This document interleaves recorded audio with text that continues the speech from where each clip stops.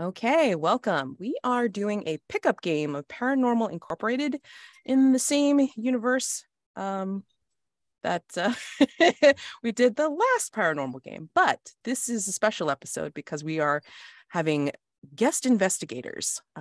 It looks like Dr. Fern, Annabelle, and Wayland have kind of gone off on their own for some weird reason, and Ronnie's left watching The Office.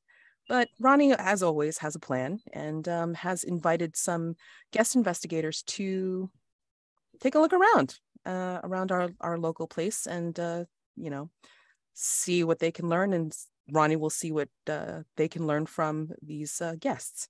So getting back to real life, let's introduce our players for today. Let's start with Kavya. Yep, I'm Kavya. I use she, her pronouns. I am, well, should I introduce my character here? Well, let's do name, pronouns, and something interesting about you, and then we will go to something interesting. I go through hobbies like most people go through tissues, and then they cycle. Love it. Rob. I'm Rob. My name's Rob. I use he, him pronouns. I'm just coming up with a name for my character, but he is going to be the skeptic. Okay. All right. So let's go through the usual cats first: concept, aim, tone, and subject matter. And we'll also review some safety tools. So concept. We are a group of investigators checking out paranormal activities. So the aim is, of course, for our investigators to try and solve and resolve these mysteries. Tone, as said before, it can go anywhere from X-Files to Scooby-Doo, and it really just depends on the players and what we choose to have at the table, and also led by our safety tools. Okay, and subject matter, again, if anything that's not labeled a line or a veil on our safety tab will be or can be up for exploration. So real quick and dirty there. Sorry for anybody that was like wanting something in depth. Safety tools that we are using, of course, because we are all Gauntlet gaming community players. We're very familiar with the X card. So if there's something that's definitively unfun and you just want to strike that from what we just did, you would just make an X in the video, or you would do X in the chat, and then we would know what to take out, but not ask you why. Okay. And then there's the open door policy. So for any reason, it's definitely not feeling fun for you, you can step away and leave the game. Just let us know in the chat, if you're going to come back or not.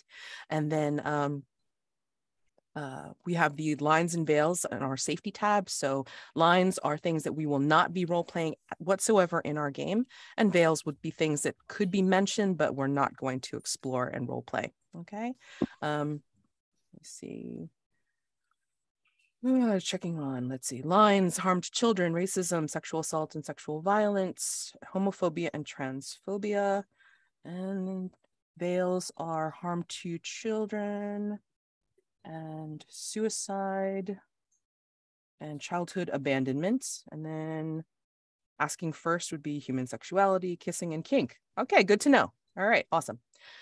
Fantastic. All right, so that is pretty much what we've got so far. Let's go ahead, and I think if everybody's ready with their characters, again, we have our wonderful guest investigators coming in.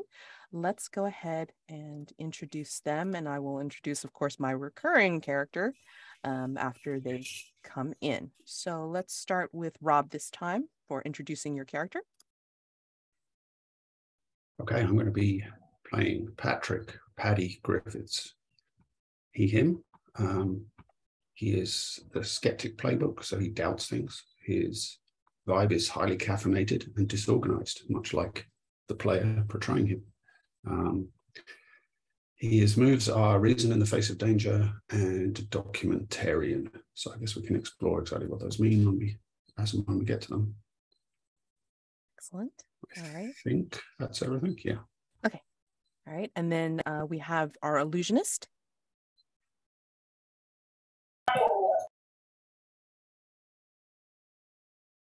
sorry, there's a thing.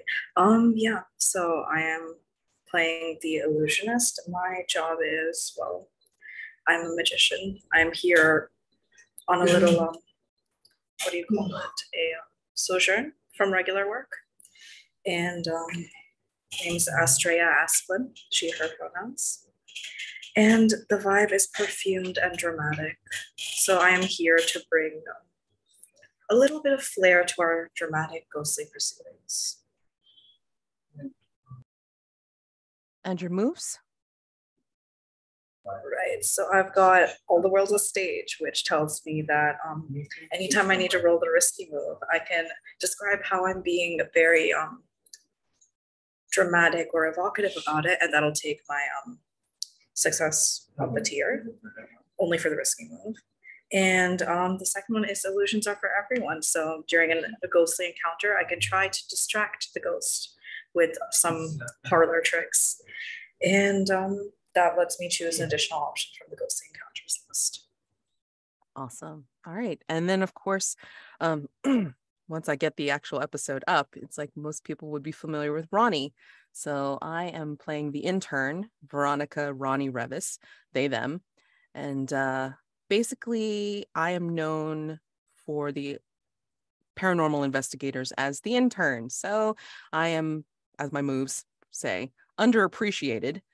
So I have skills overlooked by the rest of the team, which they do often, and also coffee runners. So I'm skilled at quick thinking and quick moving. One of the things that the investigators don't know is that Ronnie is actually running the office. Ronnie comes from a well-to-do family and is pretty much footing the bill for them being able to have an office and a space to do the things that they do. So they're off getting training or running around chasing after something else, or, well, we'll find out on the next episode what they've been doing while they've been away. In the meantime, Ronnie is playing host to 2 guest investigators. So we'll do that first, because I love establishing character before we do anything serious like playing the game. So let's go ahead and have the scene of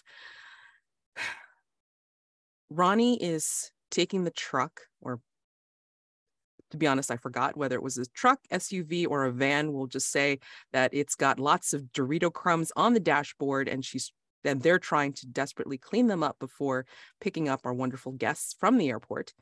And so Ronnie's found out about Paddy Griffiths and Astraea Asplin from some message board of interest forum, and so wants to have them check out the office, see, they'd be interested in working for Paranormal Incorporated, or possibly establishing ties elsewhere, almost as a satellite office. So get to the airport and Rob, please describe where Paddy is coming from and his state, I guess, when he rolls in from his flight. Ronnie will be waiting outside of the gate, I think, with the card of your last name. So yeah, I think Paddy is flying in from London. So he's been on a transatlantic flight presumably. He is surprisingly alert given the time zone difference, but that's probably due to the vast quantity of coffee he consumed on the way over. But he does look kind of sweaty and disheveled, and could use freshening up.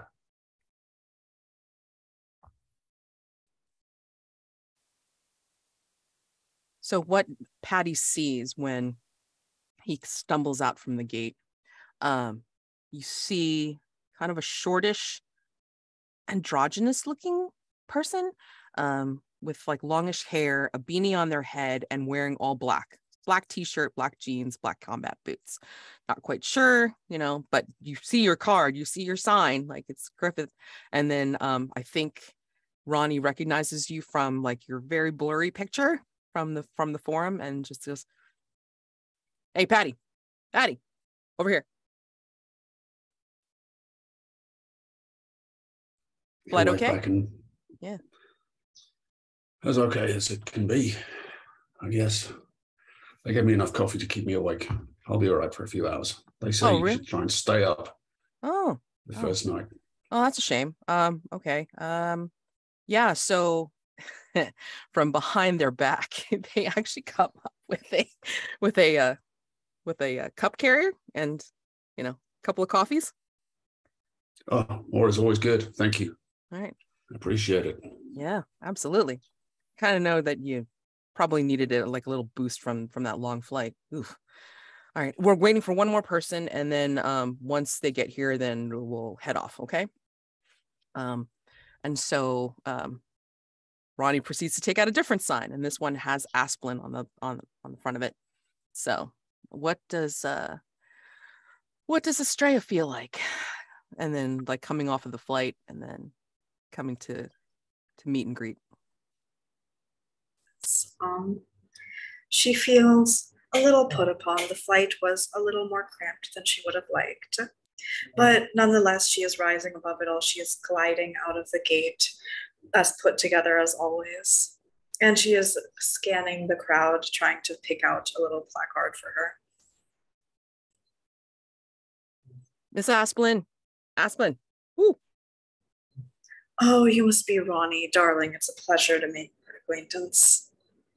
Ronnie bows. What are you wearing, by the way? Silk. Just silk. And there's a scarf. Got you. Do you look like one of those old Hollywood movie actresses? That is kind of the vibe I was going for, actually. That's what I figured. Okay. So Ronnie therefore pulls out the remaining coffee. And would you like a little bit of a picker-upper? Depends. What did you put in this? It is flavored coffee with flavored creamer. I believe. Well, what is Astraea's favorite flavor? Let's put it that way. Caramel or matcha. Thought so, and that's what it is. Ronnie knows. So. Oh, how lovely. Thank you. And she'll take it and she'll take a little sip, wait for a second, and then be like, it is acceptable. Thank you. I'll take acceptable. All right, this way, please. And then you can follow Ronnie to the parking lot of this airport. And we're going to pile into the van SUV truck thing that I can't remember what I said. So anyway, and then they hurriedly try to get rid of the remaining crumbs off of the dashboard. Pardon the state. My usual office investigators, unfortunately, have a tendency to eat in the car and not clean up after themselves. So I do apologize. Would you like to go to your hotel first, or would you like to at least see the office? We do have some basic amenities there with a full bathroom, with the full shower setup if you need to. So I mean, it's up to you guys. I mean, I'm happy to take you wherever you need to go. Whatever's closest. If you can put up with the state I'm in, and Paddy kind of gestures to himself. He's in kind of a chunky net sweater and a pair of ill-fitting jeans. Astraea throws a little bit of a disdainful look just at Paddy out of the corner of her eye, and then turns back to Ronnie and she says, either would be amenable, dear. Okay. Well, I mean, at the very least, it's like I can tell you that we have a lounge of a sort, and then we have again, like the full bathroom setup. So, feel free. Let's go back to the office, and then I can show you guys at least part of the area. I can't show you into like where the normal investigators have their rooms, but at the very least, it's like kind of what I was thinking about. All right. So head back to the office. And again, it is like, as Ronnie said, surprisingly, and I'm going to surprise the others with this next time. Surprisingly, it's unassuming in the front because we go up a set of stairways and then we hit this like small foyer. It's got a basic desk and a chair and a phone. But then when we go beyond that, it's like a spacious hallway that goes into either direction with one big room through the double doors. So she directs you both to go to the right And down this hallway is where there are like what's essentially looking like guest quarters. So there's like a big bathroom, shower set up, and then there's a couple of rooms that you each can take and like kind of rest there for a little bit if you want. All right. So with that, let's go ahead and present the mystery. So what will we be doing today, okay, is Midnight Feast. This one is by the writer of Paranormal Incorporated, Alicia Furness. Complexity 4 and tone is PG. So we'll try to meet that up for today. All right. So as our guest investigators rest up, the alley in the park behind the Paranormal Incorporated headquarters have recently become a boisterous affair. The community has started to complain, but no one has yet been able to identify the source of the racket. Sounds like a band of raccoons and their minions raid the garbage cans at night, but no one has seen anything to this point. A concerned group of citizens approach some of the higher-end paranormal investigators, but cannot get anyone to take the case seriously. When they found someone in the community who had a connection with Paranormal Incorporated, they started a campaign to get them to take the case. So this is usually an establishing question for our usual folks, so I'm going to actually change it out just a little bit. So establishing question. Let me see.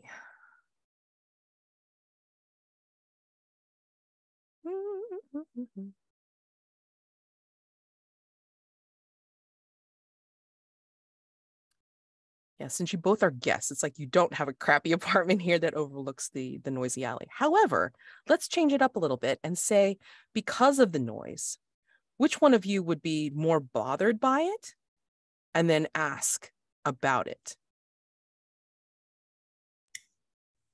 And what, and then the other person would answer, yeah, the other person would answer, it's like, well, what makes this unusual enough to be a Paranormal Incorporated case? From the vibe I've gotten so far, I do believe, you can correct me obviously wrong, that Astraea would be more put upon by the cacophony outside. What does it sound like? That makes sense. Yeah. Well, you can hear that metal noise of trash cans falling over and lids being clanged. There's for some reason, even though it shouldn't be audible, we hear Revis. I forgot how to English. I'm not even try. We hear very voracious eating noises somehow. Just a little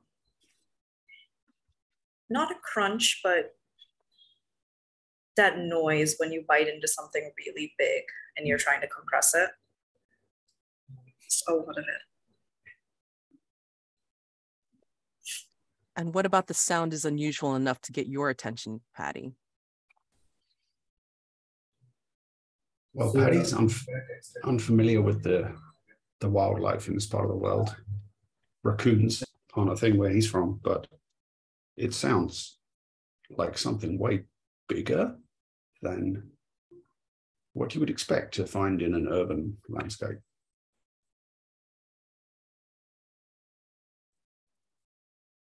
All right, so you two have freshened up, and then of course, like, you know, hear this weird noise, because those rooms are actually like towards the back and behind the Paranormal Incorporated head offices, well, shall we say. And so you find Ronnie in the outer office, like the desk, the chair, and the phone. That's all they really need. And so again, if you come out at the same time, well, all right, let's back up. Who would come out first, and then who would say something to Ronnie about it? I think Paddy would probably take less time to freshen up than Astraea. Definitely. He'd be pretty quick, pretty brisk. And he comes out looking for more coffee. Astraea is definitely going to say something. Yeah. Ronnie, dear, I don't mean to be a bother, but what is that dreadful noise? Yeah. Basically, Ronnie looks at their watch and goes, there shouldn't be any noises. I mean, what does it sound like? Well, I don't mean to be crass, but it sounds rather like garbage bins and loud eating. Something big too, by the sound of it. That's unusual, and that is new.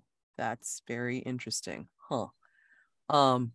And if you're looking like you're needing more caffeine, like Ronnie will gesture behind them, and then on the sideboard behind them, you'll see like a little like a little Keurig machine, like for K cups and stuff. So it's like, do you need another pick me up there, sir? Just so you know, it's right there. If you need any milk or anything like that, I have like the mini fridge is underneath. So black is fine. Black is fine. Got it. And he's trying to work out how to use these pod things that he's never used before, but and then Ronnie can see that and then starts to like take a cup, put it in, flick it, and then do the buttons, and then just like lets it run into one of the mugs that's already there. Very mismatched sort of mugs. So personality wise, you can sort of get an idea of like, you know, the people that are here at Paranormal Incorporated. Definitely an interesting group. Just for funsies, even though you guys don't know. What mugs do you see at the Keurig machine? I think there's one that's go ahead. There's one that's kind of like a extremely rainbows and unicorns to the point where it even has kind of sparkly, you know, like glitter on some parts of the paint on the outside of it. Exactly, you know. Yeah. A really chipped one, like it is this close to breaking. Someone sets it down too hard one more time and it will shatter, but somehow it's holding on for dear life. It's blue. And then there's a mug. None of these are Ronnie's, by the way. Ronnie has a utilitarian like travel mug, but like the other one that's left is it looks plain, but you can tell that if once it starts getting filled with something hot, there will be a picture that comes up, but nobody knows until they actually put some hot water in it. So, which is the mug that you ended up getting, Paddy? Oh, you're on mute. Sorry, I think the very chipped one that Kavya described there. Awesome. All right. Okay. So the goal is to identify the ghosts and find a way to help them move on, either to the next world or simply to another part of town. So given this, you know, the way it sounds, could be ghosts, could be something else. We don't know yet. This mystery will begin around dinner time on the balcony of the crappy apartment, by Paranormal Incorporated, which overlooks the alley in question. So we'll basically say that we'll change this around a little bit since you guys are guests, that there is a balcony at the back of Paranormal Incorporated, and that's where we can start. All right. So the way this game works as a review is that we all are keepers. Like no one of us is actually like running the show or calling the shots, calling the rolls. So we will each take turns in every scene to run a suit of cards. The suits mean something different. So for instance, hearts means location prompts. And then clubs, I believe, are clues. Spades are the NPCs. And then diamonds, I believe, are the paranormal events. Yes. So I have a copy of the mystery in the Discord chat that you guys can pop open. And so whomever gets that particular suit of cards will be running that particular prompt, as needed. Okay. But Kavya has control of the cards, so she will be doing the card draw. So let's do location. All right. So let's go ahead and do location. Go ahead and draw. One. One of, okay, so ace. All right. So we can start on the fire escape. Oh, sorry. Let's assign the suits first before I get cray. All right, wonderful. All right, so let's do Rob can do hearts, the location. Okay. Kavya, you can do clubs for clues. All right. I can do paranormal events or NPCs, whichever you guys like. What do you think? What should I run in this upcoming scene? Paranormal events, and if we need more than one NPC, we can like rotate. Yeah. Sure. Yeah, that's fine. Good. That's cool. All right, great. Or Okay. am I doing the card drawing thing? Well, Kavya's doing the card draw because she has the cards. Yep, she has them all separated out. So basically, go ahead and read the prompt for Ace on the location prompt. Do you have it up? Yeah.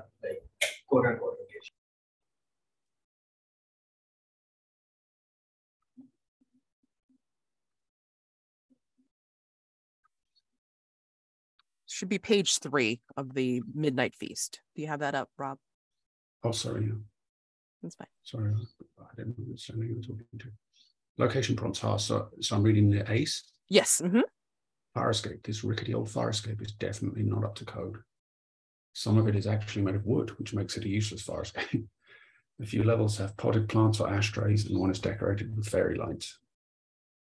And the paint the scene is, as you look around the fire escape, what tells you that urban creatures use it as a highway to access the various floors of the building. Which one of you ventures onto the fire escape first? Okay, so each one of us, like every paint the scene that we've played, it's like each one of us would make an answer.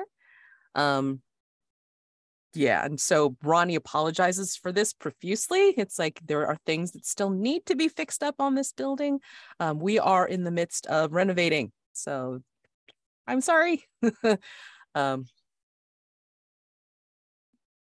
When Ronnie looks out at this, we could basically see some spore on this fire escape because I mean, like, you know, the local squirrels probably like to use this as like a bounce off point for their tree dancing, I guess. And that's how you can tell. Oh, and the birds definitely like this. I mean, like, you know, we do get pigeons, so the pigeons are probably like, you know, their stuff all over.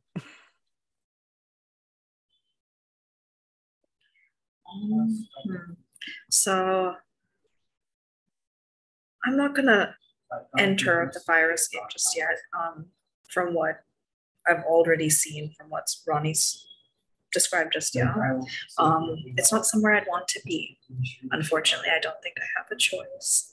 But so I duck my head out a little bit to look at it, and on the ground near where the pot plants are, you see that a bunch of leaves and twigs have fallen, except there's way too many for them to just have fallen from wind or something. So I suspect foul play.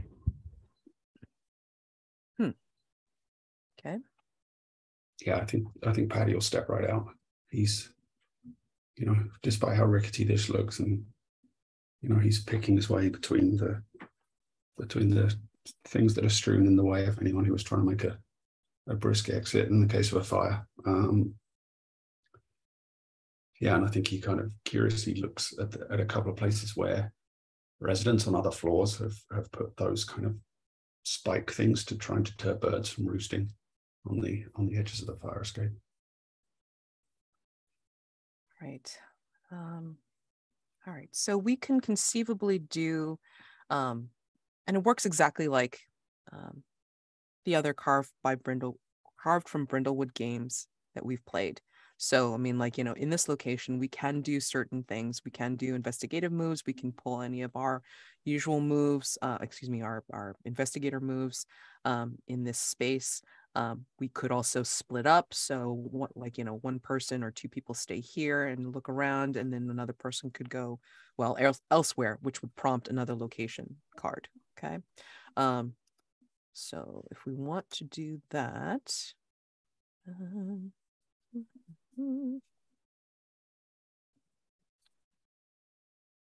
What do we think happens here? Do you want to discovery move? That's what it's called in this game. There we go. It helps having the moves up.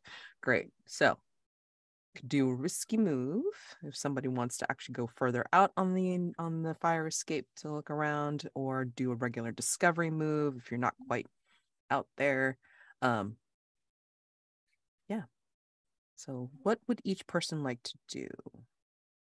Yeah, I think Paddy for sure is like, with his coffee mug in one hand, is leaning way out over the edge of the thing, trying to see down into the alley beneath, see if there's any sign of disturbance or. Astraea from the entrance of the fire escape. Do be careful not to fall in, please. Oh, I'm quite steady, don't worry. He says, and like misses his hand on the rail. And I'm gonna say this is a risky move. Let's make the first roll of the game like fun and interesting. So I'm gonna call this a risky move. All right, so risky, you face something you fear. Name what you're afraid will happen if you fail or lose your nerve, and then a roll. And I'd say it's vigor. Vigor, yeah, I'd agree. Mm. Okay, wait. What do you think is gonna go wrong? Like my weight leaning out just kind of causes the fire escape to peel away from the side of the building and collapse. Yeah, it's kind of rickety wood, so yeah, I'd probably say that's likely. So, all right. And my vigor is my worst stat. So lovely. He's not exercising in his skepticism. That's an 8. Okay. 7 to 9. The player to your left, or any random player if you're playing online, will tell you how your actions would leave you vulnerable, and you can choose to back down or go through with the move. If you go through with the move, then that player will describe what it looks like. So, who do you want describing what happens to you? Kavya, why don't you go ahead? Sure. I'd say that it's not rickety enough that the entire thing peels away, but you are leaning a significant amount of weight and you kind of slipped a little. So you hit against, hasn't happened yet, you would hit against the railing. And I think you would, since it's a partial, you would manage to just stumble back as the railing itself just kind of yeets itself. You can go through with that, or you can use a personal haunting.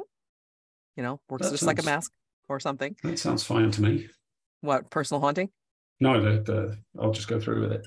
Okay, cool. All right, great. So go ahead and okay. So if it leans precariously away, what does Paddy do? Oh, I think he kind of jumps back and says, "Oh, sorry about that. Looks like I didn't exactly improve your fire escape there." Oh, no. I mean, it probably shouldn't have come out here, but I mean, it is the closest way to see what's going on. I'm actually going to make a discovery move. So you've at least helped, like, not let us, go that route. Let's see. Oh, wait, what is it? There we go. Is it wits? How you're searching for it? Yeah, basically I am going to what looks like a more secure part of the fire escape, the landing, the platform, and then just kind of looking out over into the alley to see if there's anything I can spot. What do you think makes sense, wits or science? So I'm not super clear what the difference between science and wits is. Is science more the rational one? Yeah, I mean, I would think so. I mean, like, kind of like reason, because wits I always associate for some reason with speed. So, yeah, that sounds like the kind of quick instinctive one as opposed to science, which would be the more investigative. Science, yeah. Okay, science. You mean like wits? Oh, science, okay. Oh.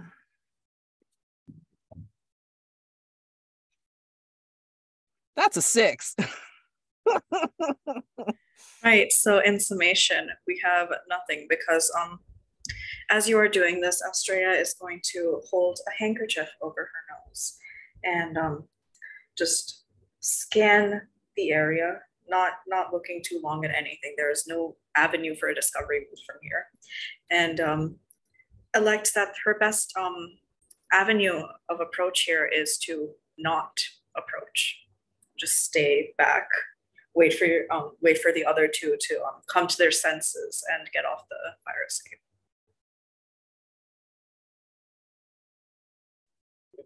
You're muted, Mats. Very, very wise. Okay, great. Okay. So after that, Ronnie's going to usher everybody off or away from the fire escape. It's like, I think we're going to need to get closer to the ground, literally, and then see what we can find down there. So let's see. Yeah, let's go ahead and pull another location card. I'm just curious to see what it's going to give us. An 8. An 8. So Rob, tell us what 8 is. Let me find got it. 8 is the neighborhood library. A small DIY community library was once housed in a beautifully constructed wooden box with glass doors.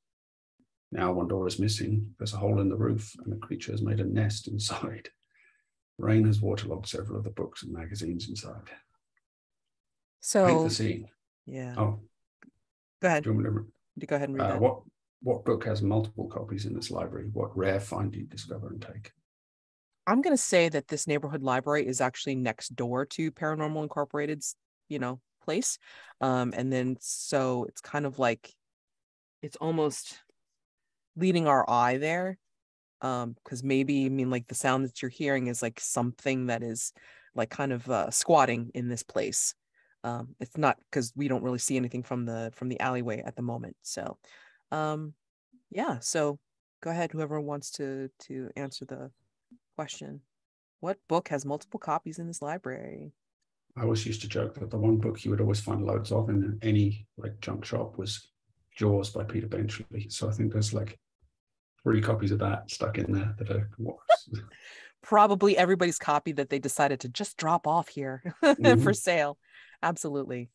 Do you find anything rare that you'd like to discover and take? I'll leave that one to Kavya, maybe. Okay. So I'd say that kind of behind these multiple copies is kind of wedged in the back of the shelf. So I guess one of us would have to had gone and looked, but it would be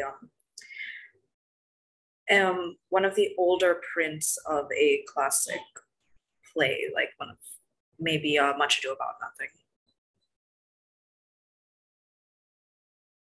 And do you take that? I do not want to touch anything that came from this building, if you can call it that. Okie doke. All right. So, because it looks like there's been a creature or creatures nesting here, I will try a move. Let's see. Discovery. We'll use science again because I'm not in a hurry necessarily. I'm just trying to be very curious about like what's happening. That is a 7. Oh yeah. That is clubs, right? Okay. So let me scroll down to the oops. Right, so that's a 4. And okay. What we ended up doing last time, and we can choose to do this or not. There's usually 3 clues there, and the clue person at the time would read them all and then pick from those 3 which one seemed appropriate for that particular situation. You can do that or just randomly pick out which one of those 3 clues that you want to present. I think I'll do the reasonable thing and actually read them. And I think what happens is you are looking for evidence of something squatting here, so signs of something having lived here. And as you look around, you almost miss it because it's wait, there has to be a complication, isn't there? Okay. Yeah. So yeah, you almost miss it, but at the back near wait, shelf. Okay. Yeah, at the back in like a corner, kind of shadowed, is you move a little closer and you see that there are these two small grungy black feathers. And do you reach to like pick them up or something, or do you just look at them? How big are the feathers? Small, like kind of like down feathers, honestly. I mean, it's unique. So, I mean, like, I'm used to pigeons around this area. So, I mean, like, that would be very strange to see like two dark feathers. Sure. Right. So, as you lean down, you realize that from the corner, there's pairs of beady eyes staring back at you. What kind of eyes? So multiple pairs of small eyes, as if they belong to a small rodent, or so cat's eyes are smaller, kind of rodent. And you know how some animals, when light shines in their eyes, it's like reflective? Yeah. They're shining at you. And I'm sure at this point, in which I didn't mention before, which I should, that Ronnie usually has like one of those headlamp things on, like one for the center light and then the two with the peripheral. And they see this and they're just like, whoa. So 2 dark feathers was the clue. Yep. Got it.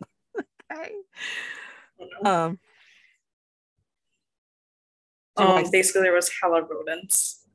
Okay. Very beady-eyed rodents. Jesus. Yes.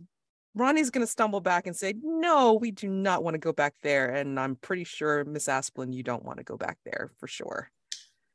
Indeed, dear. She's still near the entrance, like she's looking around, like, is there anything salvageable in this area? No, there isn't. Gotcha. Okay. All right.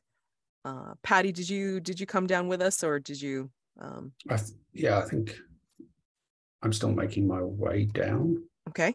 Looking on the way. All right. Just for funsies, because we don't have to all stick together. Draw another location card and then see like where if there's anything else nearby that Paddy finds. Right, so that's a 3. A 3. A restaurant back entrance. Perfect. Oh. A rusty screen door fails to mute the sounds of a large kitchen inside. Pots bang, people shout, and delicious smells waft through the mesh door covering. Paint the scene. What kind of restaurant is this? How can you tell? Why have you never eaten here before? Well, I mean, that's easy enough for you, for the guests. Right. But yeah, I mean, I'm sure by this time it's like you guys are freshened up, but you're probably a little hungry because it's like, we're doing this around dinner time. So yeah, what kind of restaurant is it? Oh, it's got to be like a classic American diner. It's breakfast, all day breakfast type place. Oh, I love those places. Like, yeah, Ronnie will make that suggestion that we should eat here after trying to go through this muck. Yeah, because Ronnie at least is very familiar with this restaurant. I'll let our guests name it, but I mean, Ronnie will come here and have breakfast for dinner when they're stuck trying to coordinate the meth cats, call the investigators of this place. So yeah, I mean, Ronnie smells the wonderful toast and the eggs with fried in butter and oil and bacon. So I mean, definitely all the smells that gets Ronnie's stomach grumbling.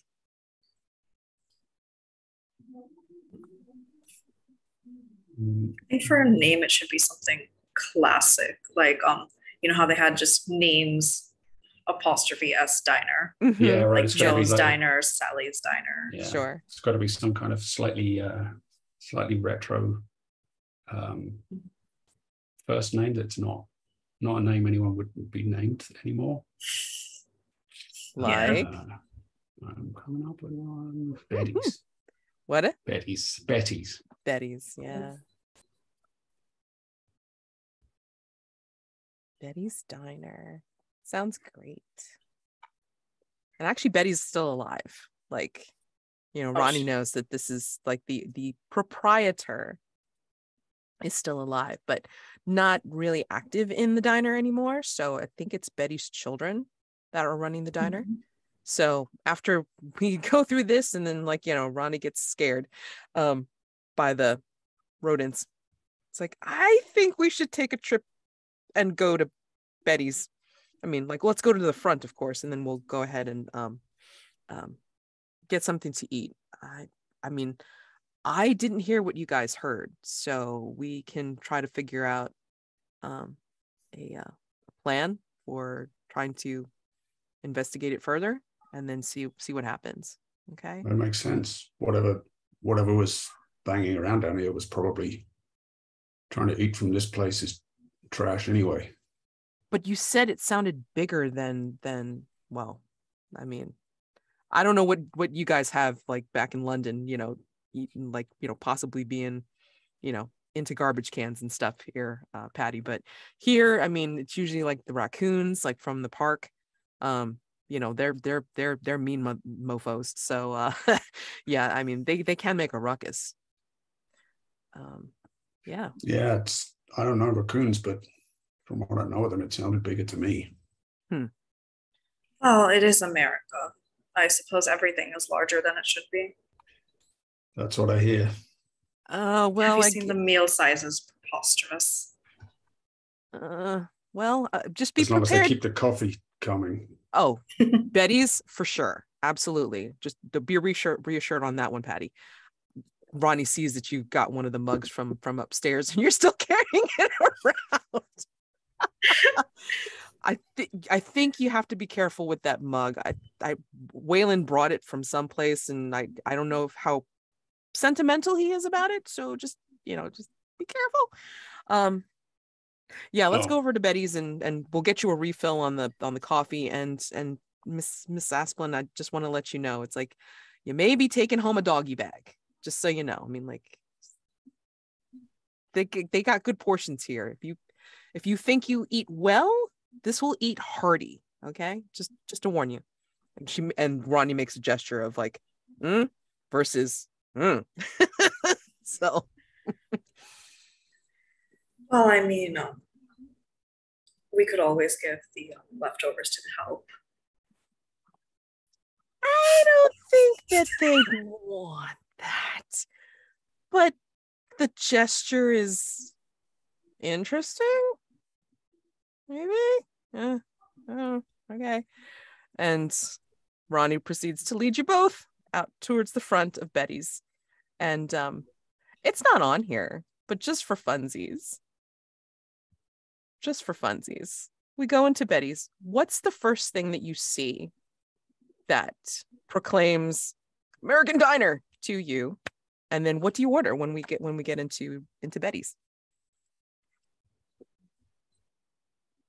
I think I'm going to say those. Okay, no, you go first. Don't know that.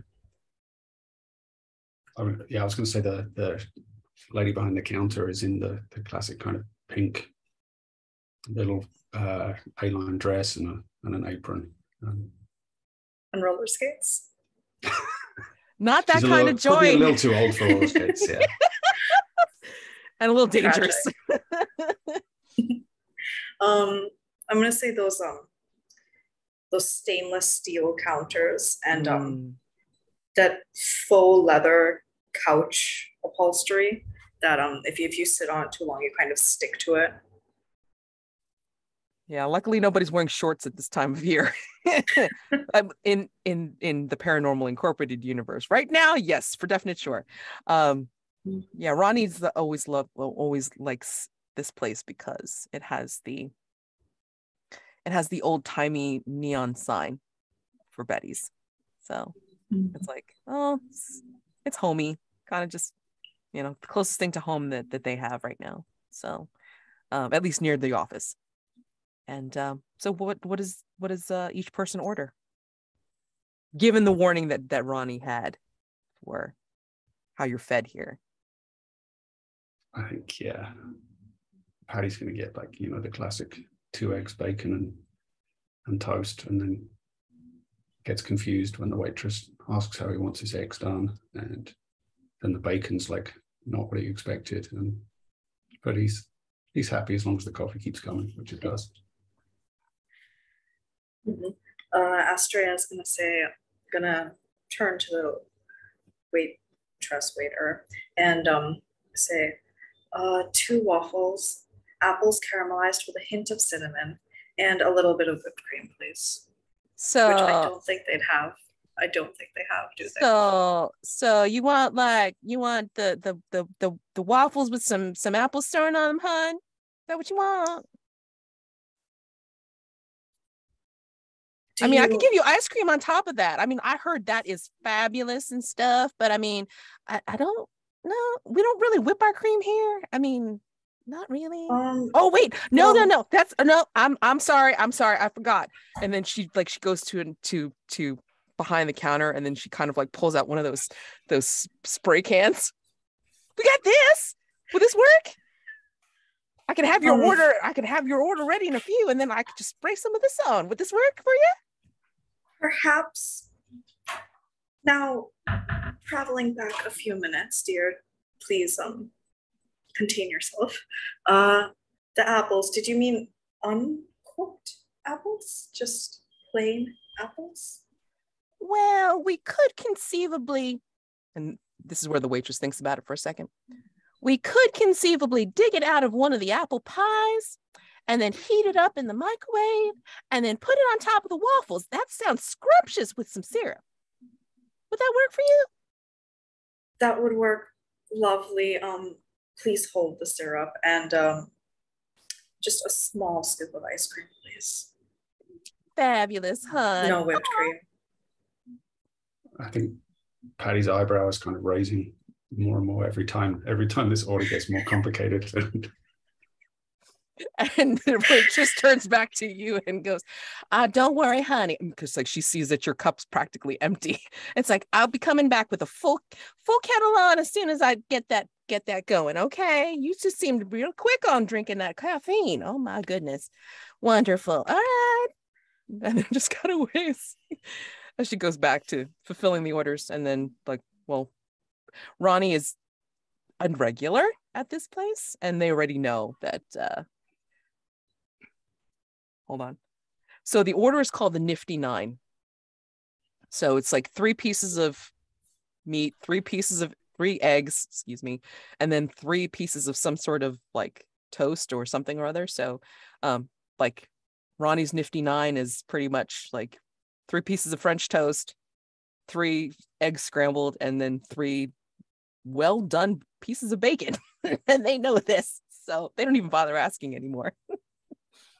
So, and we get our food, and as promised, all the orders come out very, very large.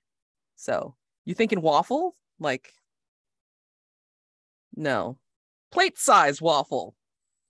And then the small scoop of ice cream, like you're basically getting what looks like a a pint that somebody turned over and put on top of the waffle.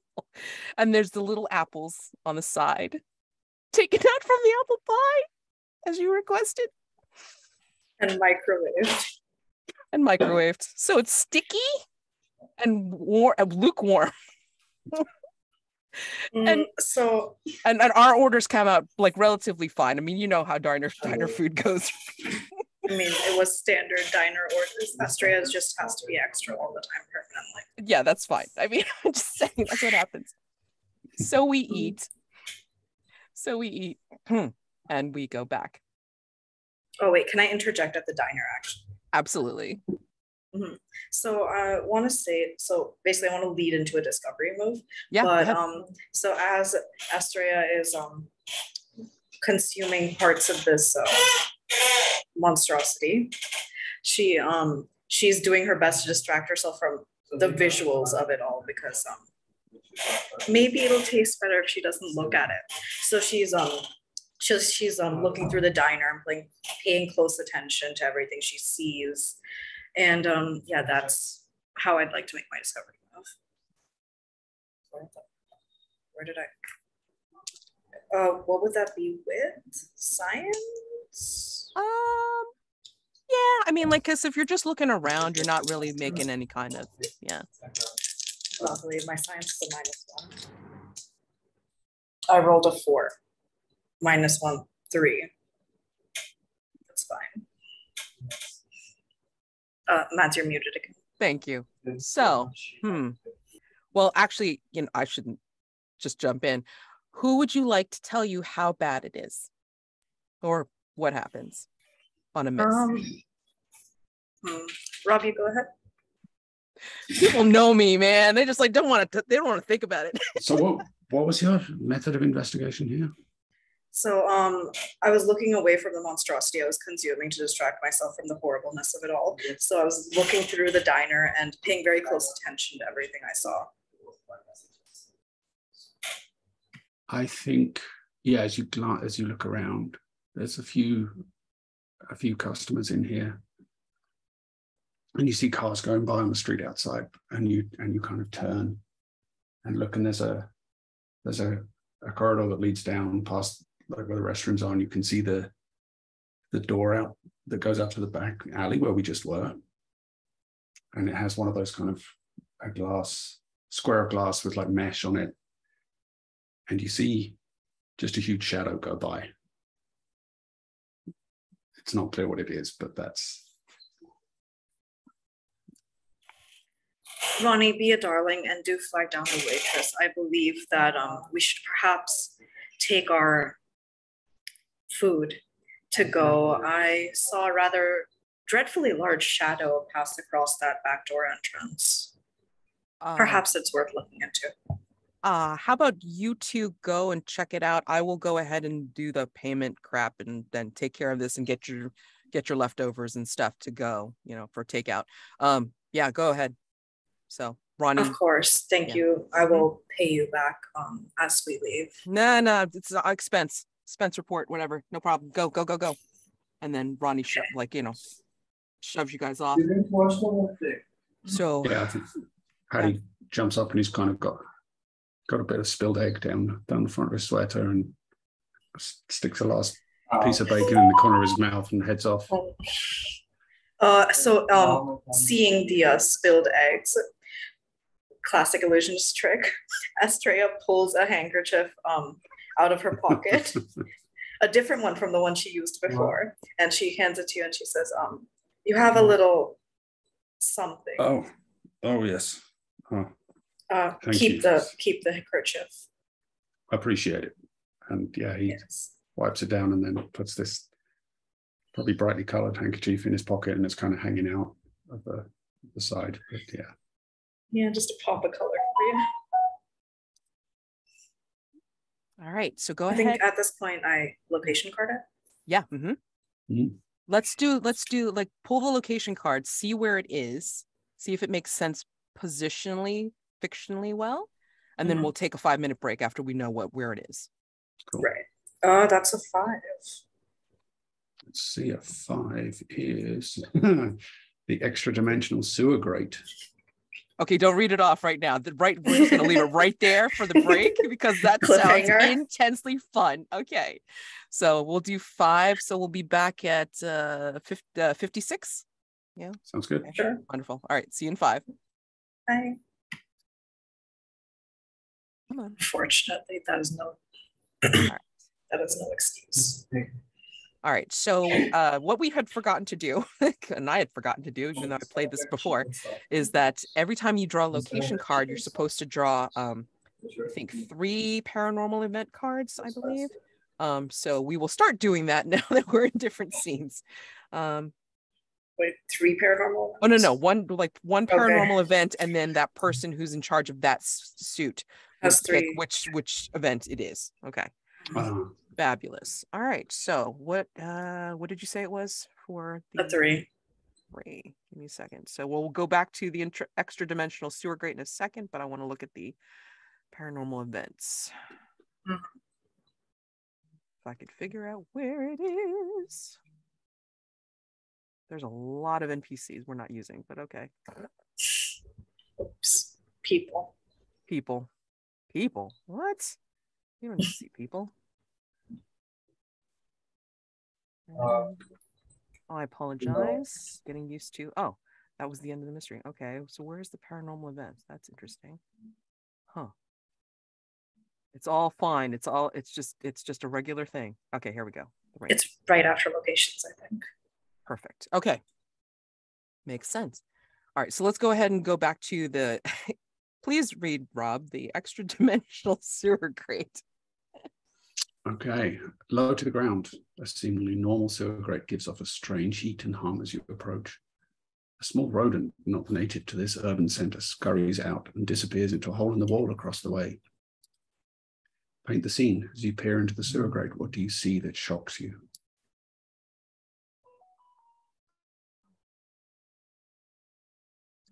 So,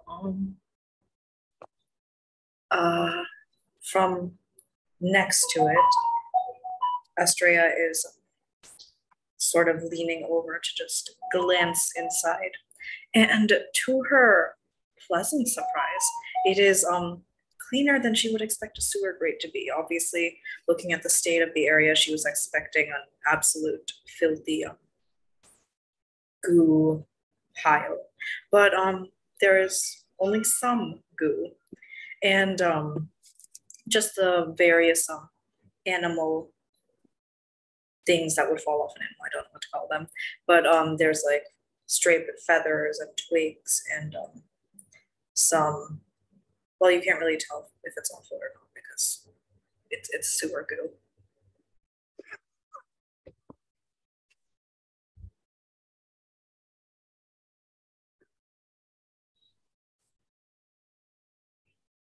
Is it my imagination or is that grate making a sound?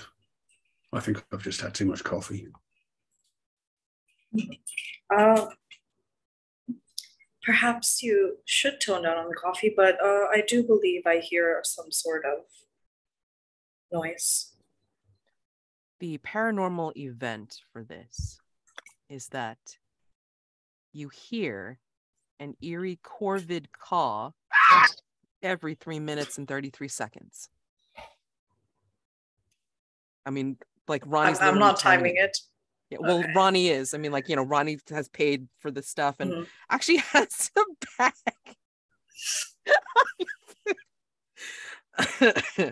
It's like, what I miss? And then realizes it's like, you know, they can hear sound. And it's like, it's actually, what? Wait. What the heck's going on? I mean, like, I'm hearing like some bird cry shit.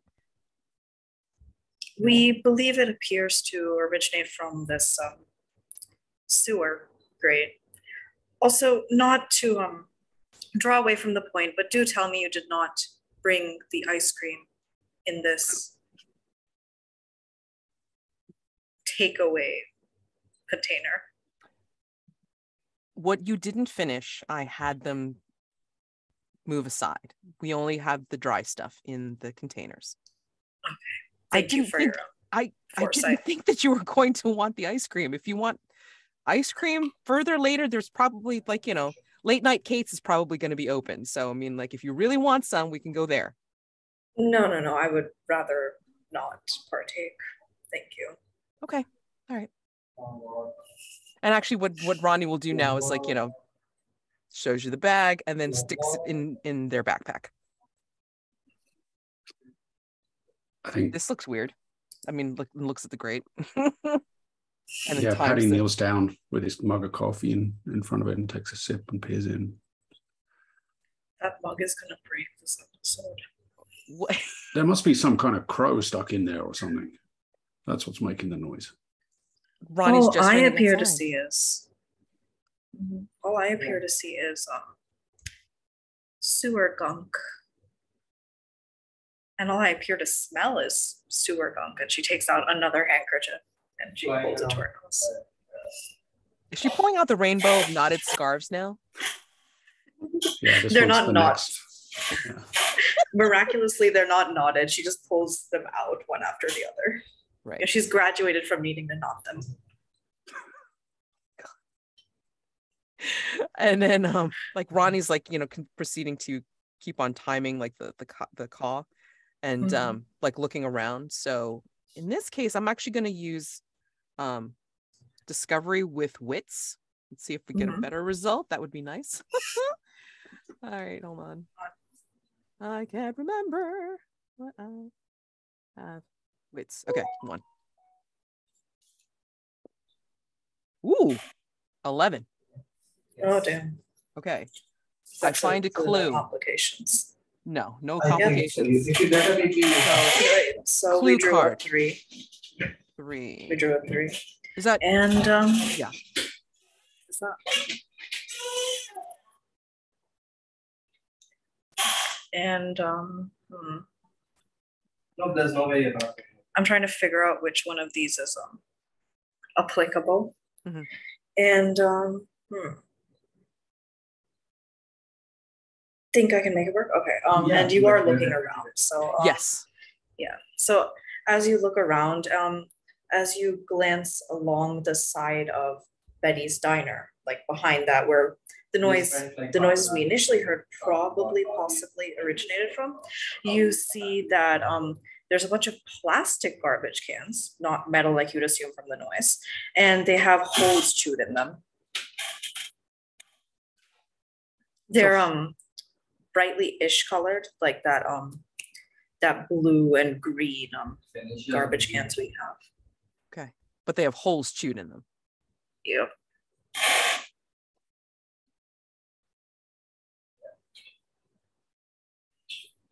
Fun. Does Paddy want to do anything besides look in there and say what he said? Blue and green garbage. Yeah, I think he maybe looks around for a stick or something he can kind of poke into the grate.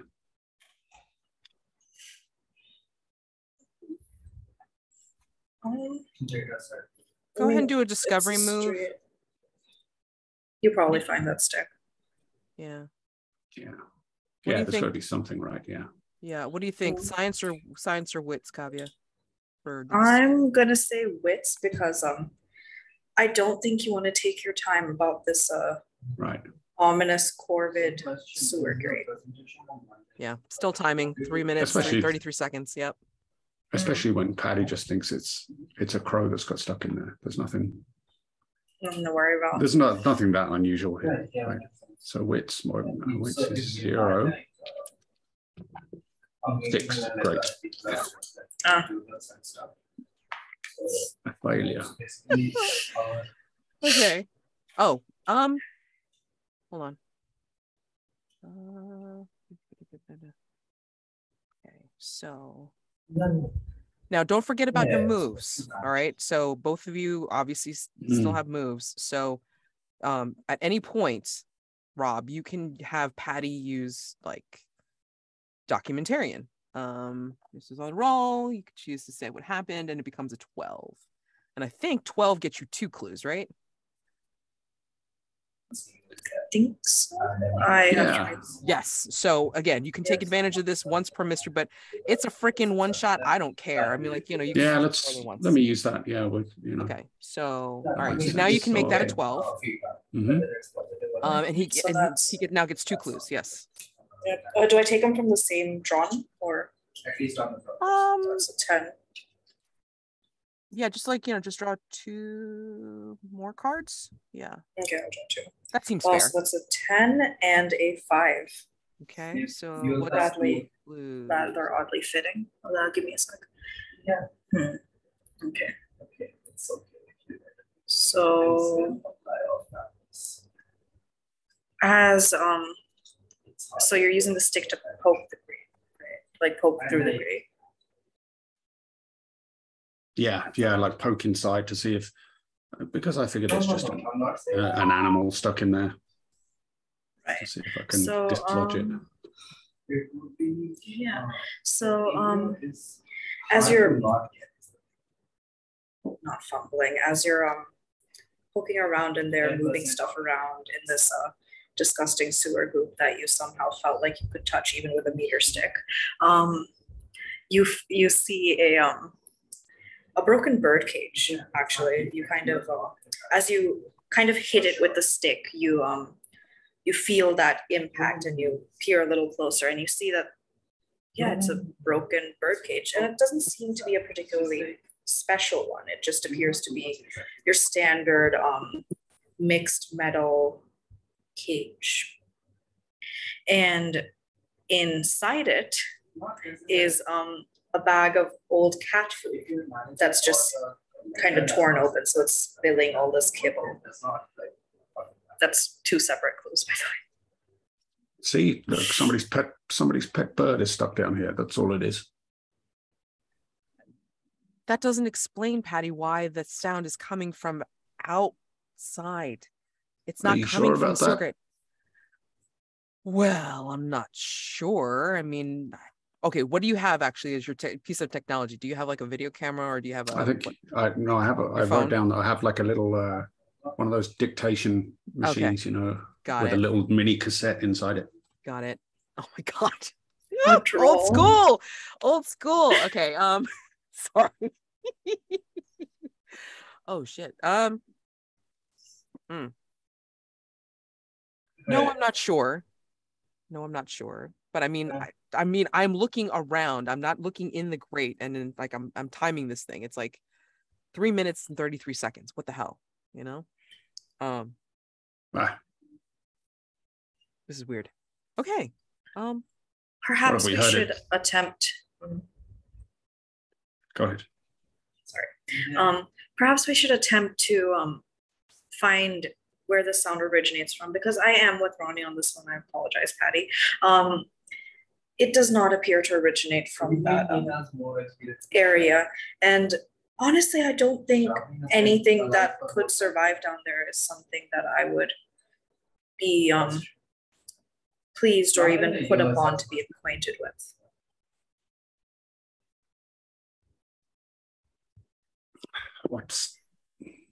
What do you have in the sewers around here? Crocodiles? Nah, it's pretty doubtful about that. And I don't think they're crawling up from this grate to chow down on our garbage, or well, maybe Betty's Diner's garbage is really awesome, but I mean, even then, yeah, I don't think these holes look like that. But then again, I have no experience with gators or crocodiles or anything like that, so I think this requires a little bit of looking up. So let's go back up to the office. You guys can freshen up or rest up a little bit or what have you. I'm going to do some research on the internet, and then I'm going to also put your food, your leftovers into the fridge in the office if you guys want to snack on something later. Oh, Miss Asplin, did you need us to stop off at Late Night Kate's, because they do have some really awesome gourmet ice cream flavors? Just so you know. Now that you do expose it, I am slightly intrigued. Oh my God. What sort of flavors can I expect? I cannot explain it. It's better that you see it for yourself. All right. So then perhaps we should make a stop. Yeah. So we will, or actually, like Ronnie will take a quick trip up to the office, like dump the food in the fridge, and then come back down, and then we will head over to Late Night Kate's. This is my own creation for this game.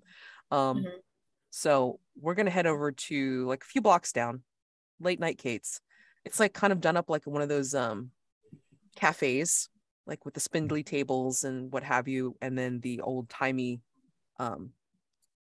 ice cream displays in the front, very much done up in candy colors, and it's late night. It's always like a late night stopover for people that have that craving for ice cream or strange things. My establishing question for this, or paint the scene, I should say, what is it about Late Night Kate's that gives you pause? Like, you're given your personalities.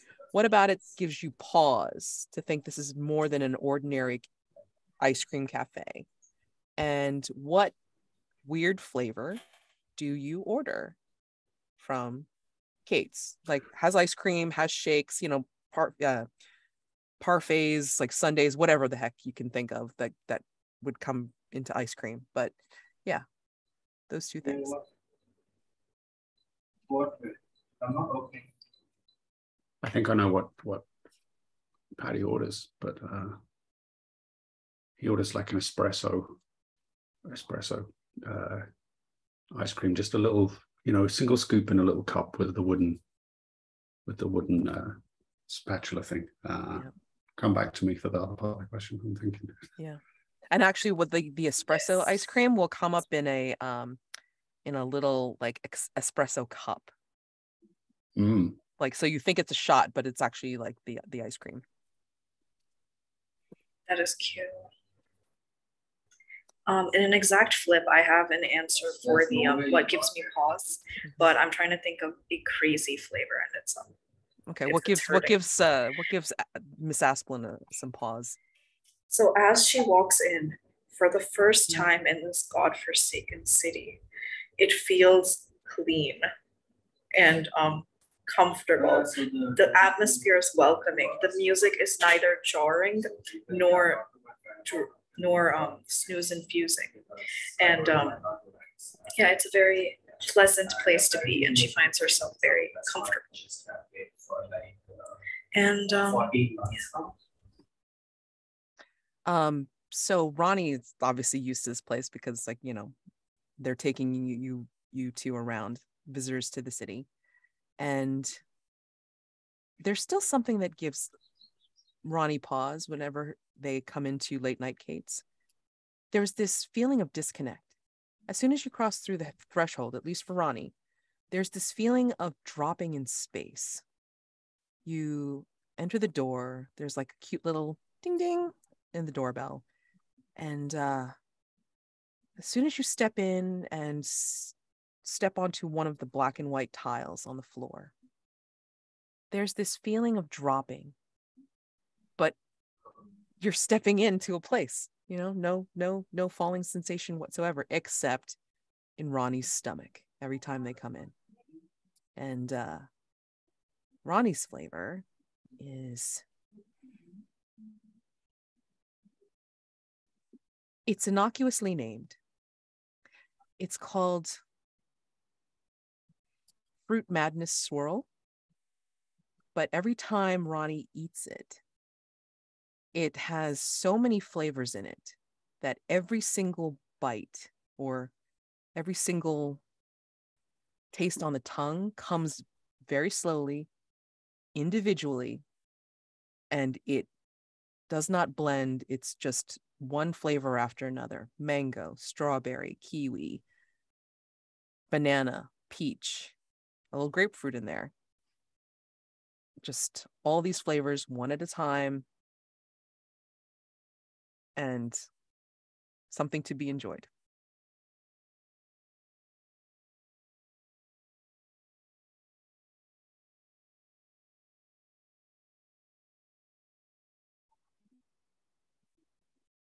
so I think I've got the flavors now, and she's going to get 2 scoops, and they can't be placed on top of one another. They have to be placed next to each other, and one is dark chocolate with raspberry, and the other one is raspberry with dark chocolate chips.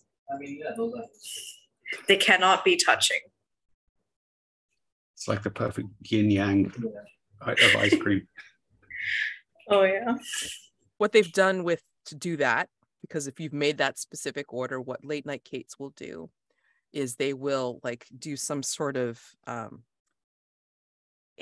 it's not plastic, it's not something fake. It looks real, but you know it can't be real because you'd be too fussy about that. It looks like there's like this kind of like stemmed rose placed in between the scoops to separate them to make sure that they don't touch. Beautifully done. And she's gonna reach into her her purse and pull out just a $10 bill and put it in the tip jar when she sees how they've managed this concoction. The girl behind the counter is just like smiling at you, saying, "That's so appreciated, ma'am. Thank you so much." No, thank you. You have made me feel at home. I think seeing that, Paddy starts to dig through his own pocket and pulls out some change, and there's like crumpled up receipts and some like non-US currency and coins, and yeah. One. We never did get what gave Paddy pause here. Yeah. Yeah. I mean, yeah. would think... Paddy pause or like, think about something, here?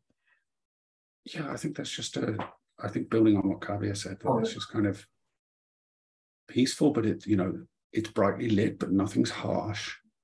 There's music playing, but it's not giving, it's not loud enough that you would be uncomfortable sitting in there for a while. And yeah, it's almost quite a otherworldly place in that respect. But of course, Paddy just writes it off as being, it's obviously a nice spot. It's, it can't be anything magical, but it does kind of feel that way. If Paddy's thinking that, not the girl at the counter who was talking with Miss Asplin, but another woman that's behind the counter, she was facing the back and her hair is cascading down her back, and she's wearing like the usual uniform of a brightly colored polo shirt, but not too bright, just like like vibrant polo shirt, jeans, whatever. As you're thinking that, Paddy, she will turn, and her eyes are the most brilliant blue you've ever seen in your life, and she will do a slow wink. I think Paddy kind of smiles back and like reaches up to, and then realizes he doesn't have a hat on, and just tries to wave, but he's got the scoop in one hand and the ice cream in the other. She turns back to what she's doing, and you can't see what she's doing, even though the counter's right there, and you can see, but can't see it. Nope. It really is a magical place. So we go and sit down, and we're enjoying our ice cream, and saying, "Oh wait, should I paranormal event this?" You can if you want. I mean, as it is, we're like already in smack dab in the middle of a paranormal event that I just created. So yay! Please feel free. Please add to it. Okay. Give me a second. 8.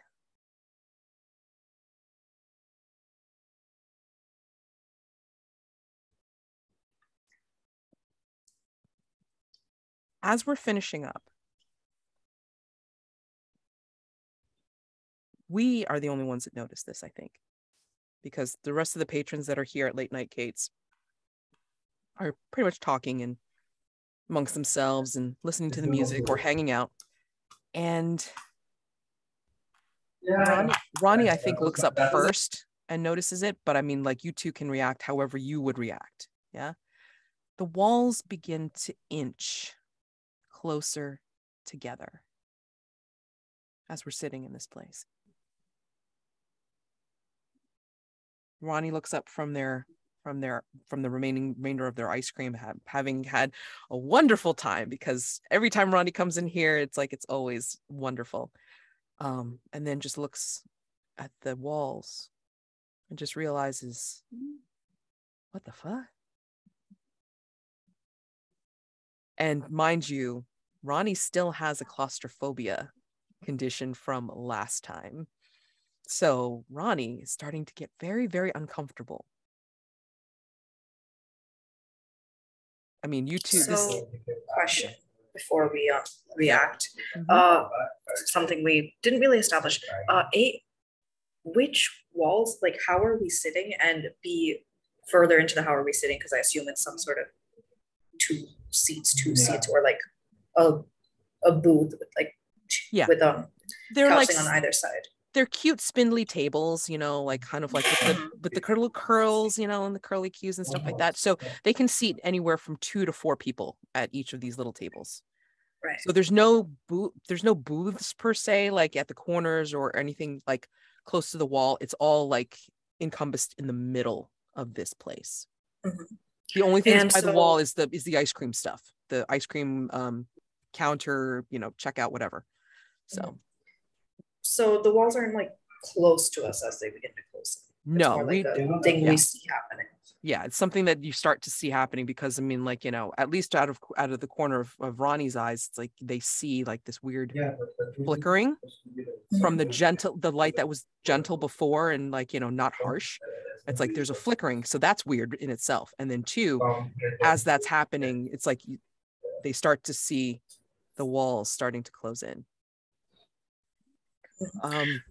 Is Ronnie visibly distressed? Yes, I mean, like, and again, besides the blandly sarcastic self and the, like, you know, the probably the usual brisk manner, this is the first time you're actually seeing Ronnie sweat. Like, so she's gonna reach in and pull out another handkerchief and just hold it out to you and be like, "Sniff this, dear. It should help with the panic." And if you do, it smells lavender and chamomile. I think Paddy in the meantime is just kind of blinking at the.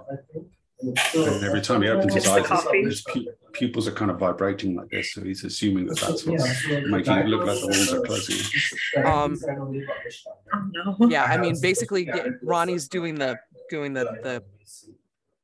handkerchief to their nose, and it's helping, but they're still noticing. I mean, like, you could see the frantic like back and forth of their eyes. That and from behind the handkerchief, Ronnie says, this smells great, but I don't know if you guys are experiencing this, but I think I have claustrophobia, and I think I think I gotta go. And you know, you guys have already paid for your stuff, so it's not a big deal. But Ronnie will actually, like, you know, take your handkerchief and leave.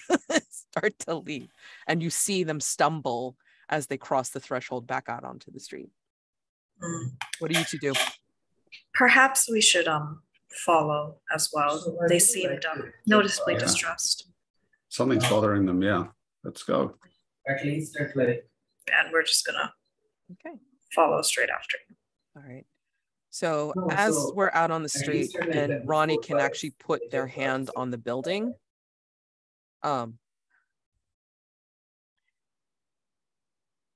Ronnie looks up from putting their head down and goes, I am so sorry, guys. I've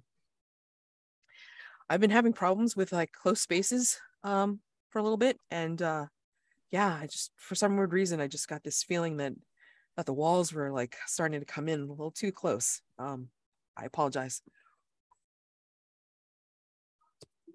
It's quite all right, dear. Don't worry about it.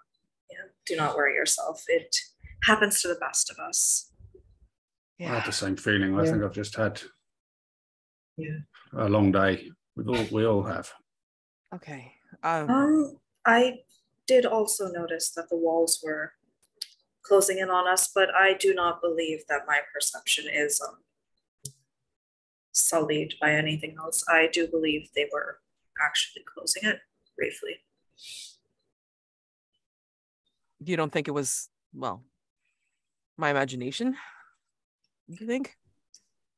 It is something I noticed as well, and it would be rather difficult for us to have a shared mass hallucination when we are in such different states.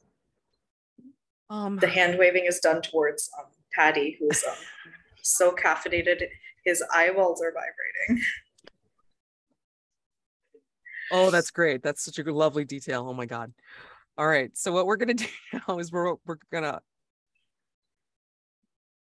let's switch suites. I keep wanting to say suites. I mean, suits. Suits of cards. So Kavya, do you want to go ahead and take location? Sure. Okay. And then Rob, you'll take clues. Oh wait, no. But then you'll be stuck with paranormal events again. Yeah, like you do paranormal events, which is diamonds, and then I will do clues. Yeah, that makes sense. Which is clubs. All right. So I'm gonna go ahead and location us. Mm-hmm. Yep. And that's a 9. And before I go look at that, I am also going to draw our paranormal event, which is also a 9. Oh, fortuitous.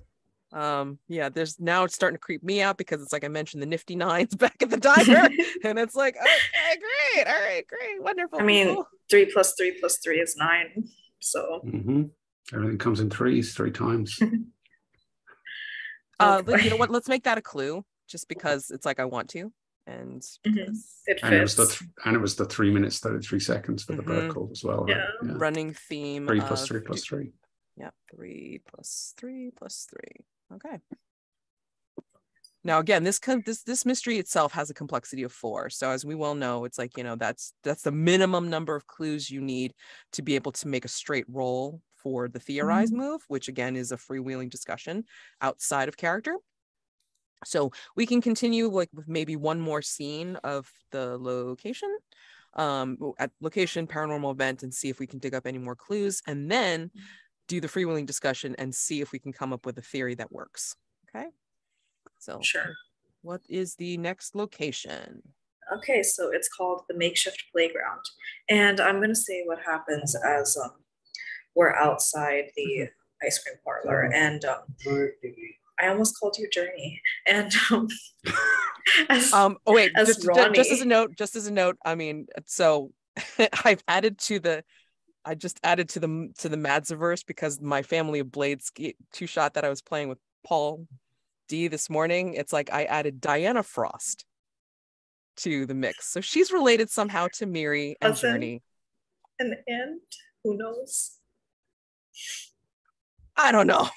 Well, fucking done. She's the brains of the heist. So we'll see how this goes. Anyway, just wanted to make that little aside. Go ahead. As Ronnie is leaning against the wall of the building, we realize that. So I want to say that the parlor is kind of near the end of the block. So as you're leaning on the wall closer to the end, you lean and you notice that there's this makeshift playground, which is someone or someone's has cleared a spot for this small makeshift playground. I've said that so many times, it's no longer a word. And it has a chalk drawn hopscotch thing and some old tires and a semi-deflated soccer ball that's on a string hanging from a crossbar. It's a very dingy playground, but I guess that's what makeshift gives you.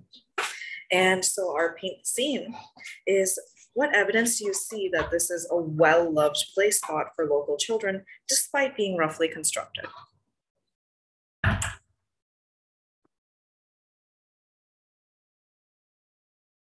All the footprints. I mean, you can see the footprints of the kids in the dirt that is around the playground setup, like, you know, for what little it is. I mean, like, you can see like there's myriads of footprints, and it's not just walk through. I mean, like, we're talking, you know, looks like an abundance of footprints just like in the ground of kids like making their impressions upon the place. Yeah, and I think every kind of surface that is something you would interact with as part of playing is kind of polished, clean. There's no, even though it's quite a grimy area, it's like, you know, so many hands and bodies have been all over this that it's kind of rubbed smooth and clean everywhere.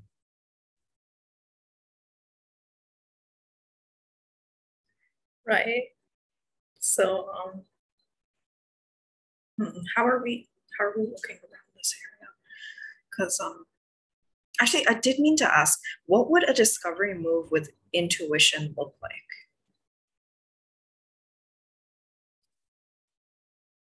So intuition, I've always considered like sensitivity. Yeah. So it's more of like you're getting more in touch with the the supernatural, paranormal part of the world.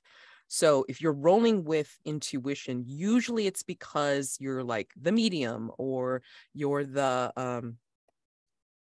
connection somewhere. yeah, like some sort of connection, you know? I mean, if you're trying to like engage that part of yourself, you would roll with intuition most likely.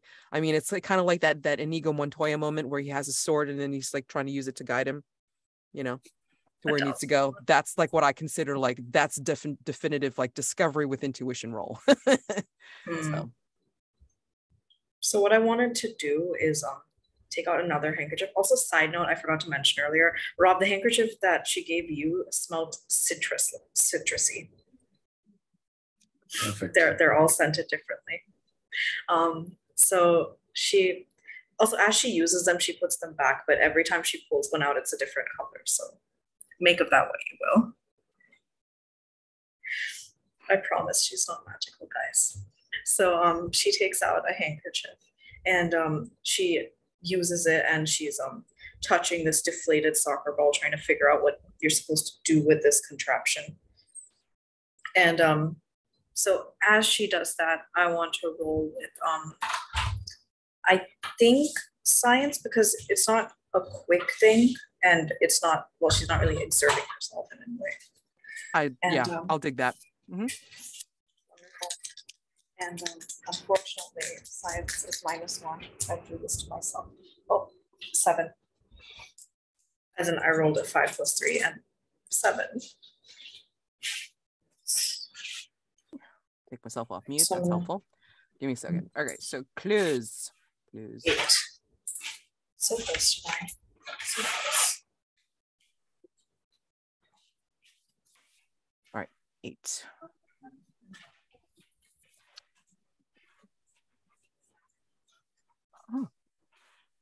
Oh, that's delicious. Okay, so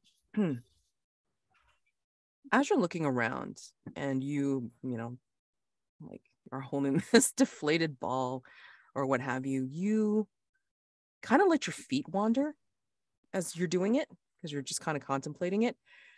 And then as you're doing it, you trip over something. And it looks like it's an old box, like half hidden in the dirt.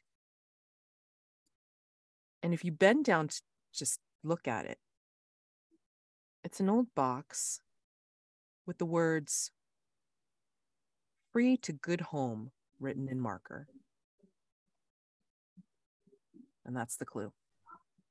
So if she so as she leans to look down, is there any visible, like, is there anything she could use to identify what kind of animal was here?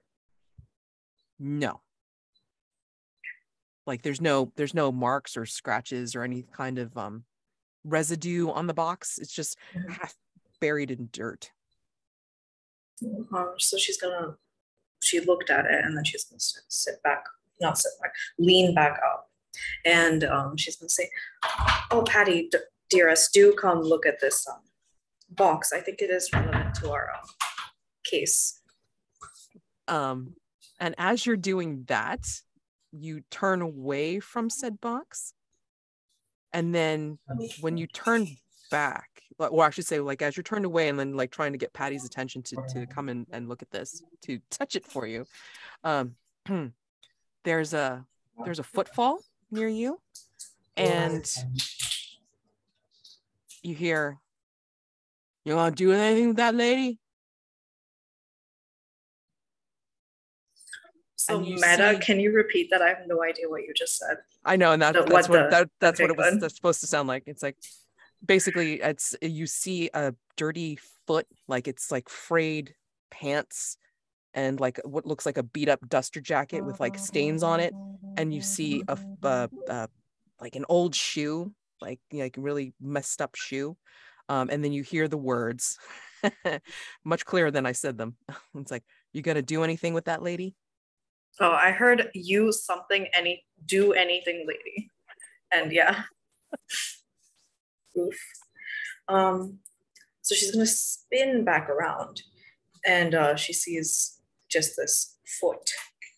And she's gonna say,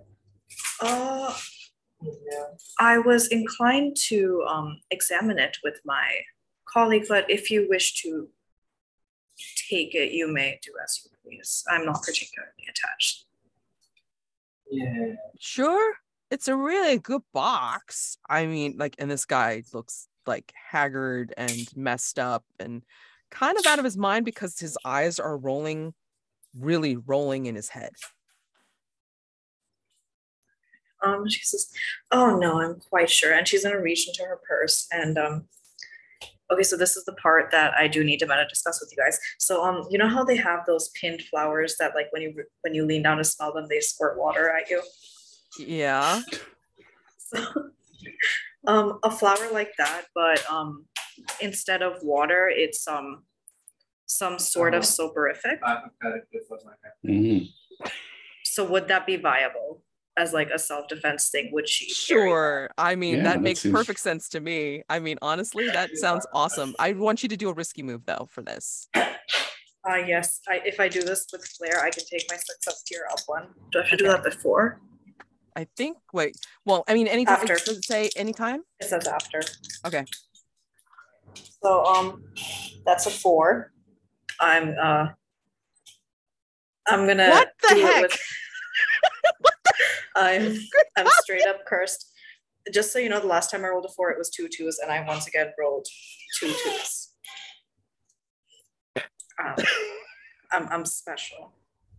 And yeah, so I'm gonna take this up 1 success tier, and she's gonna reach into her purse and she's gonna pick out this rose, and it's not a red rose, it's a it looks real.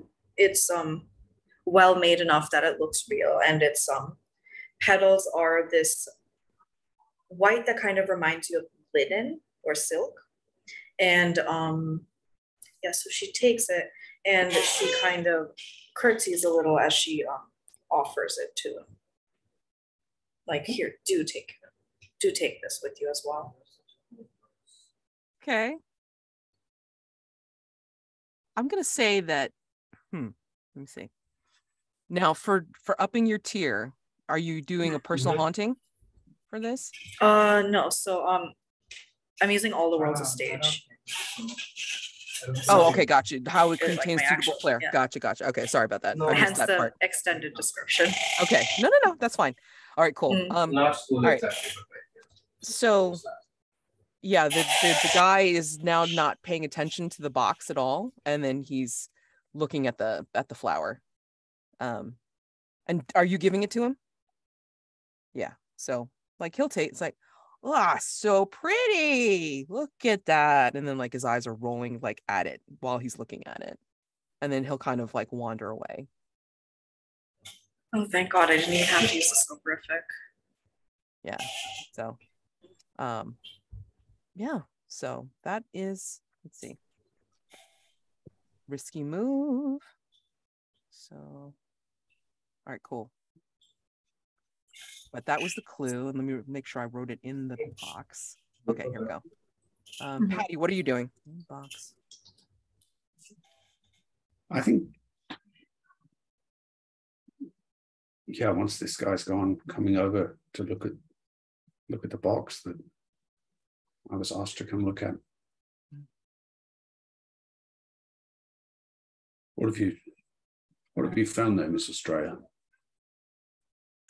A box? It appears to be a box, and there is some writing around it if you lean down and look. And while I do wish to know more, I simply cannot dig it out myself.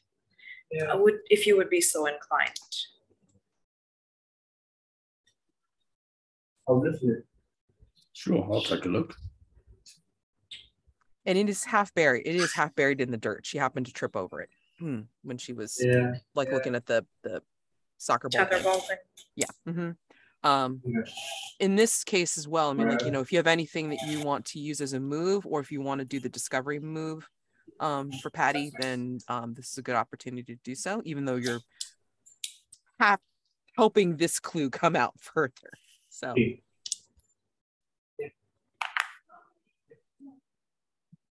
So you're going to pull a card and I read off the clue. Is that how this works? oh, I'm sorry. No, I'm supposed to be doing the clues because I'm Oh. leading. What is Oh, your I'm role? doing What is your role?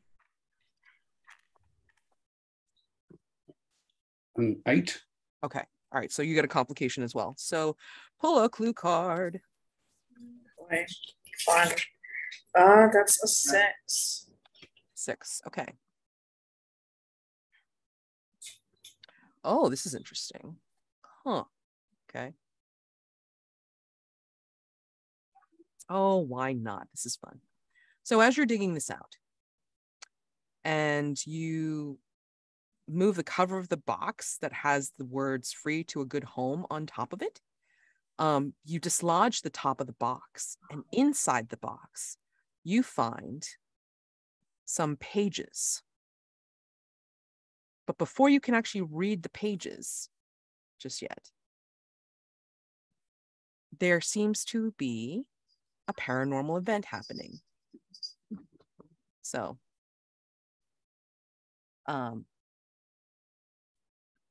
pull a like, what was the paranormal event? You said 9 for this?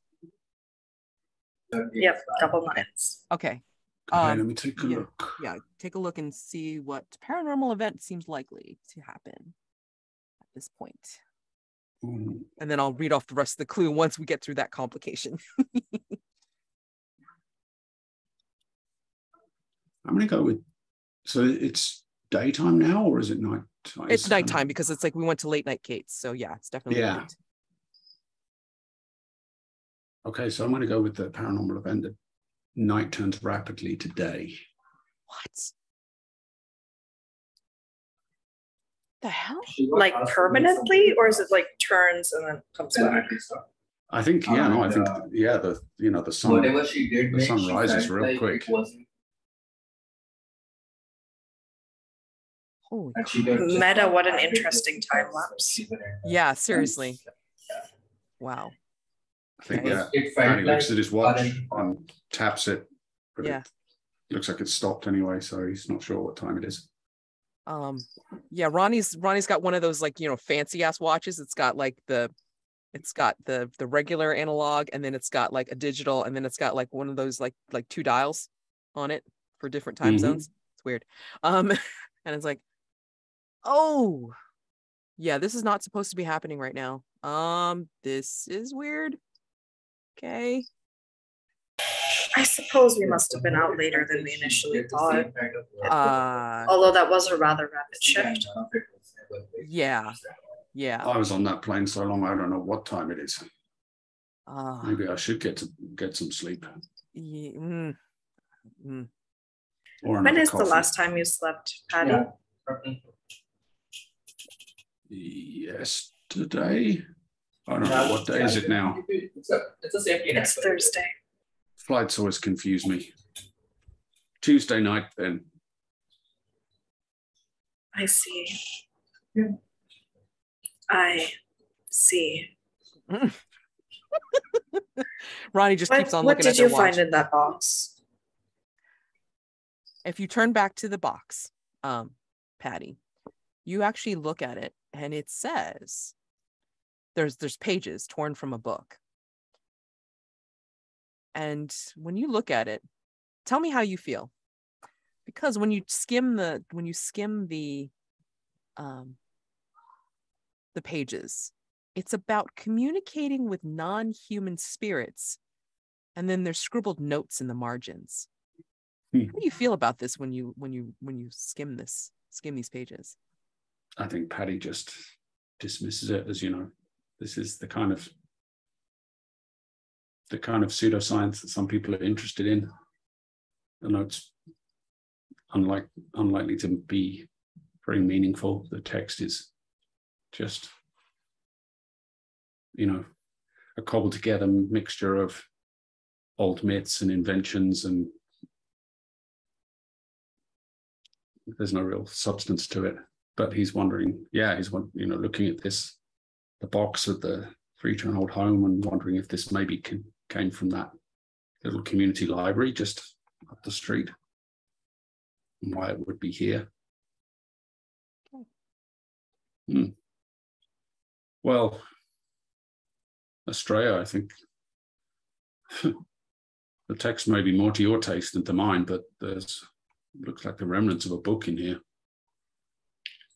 I see. What? So she's gonna take out 2 handkerchiefs, and she's gonna say, "Would you be so kind as to pass it to me?" So she's gonna use 1 handkerchief to take it from you, and the other handkerchief she's gonna hand to you to get the dirt off your hands. Certainly.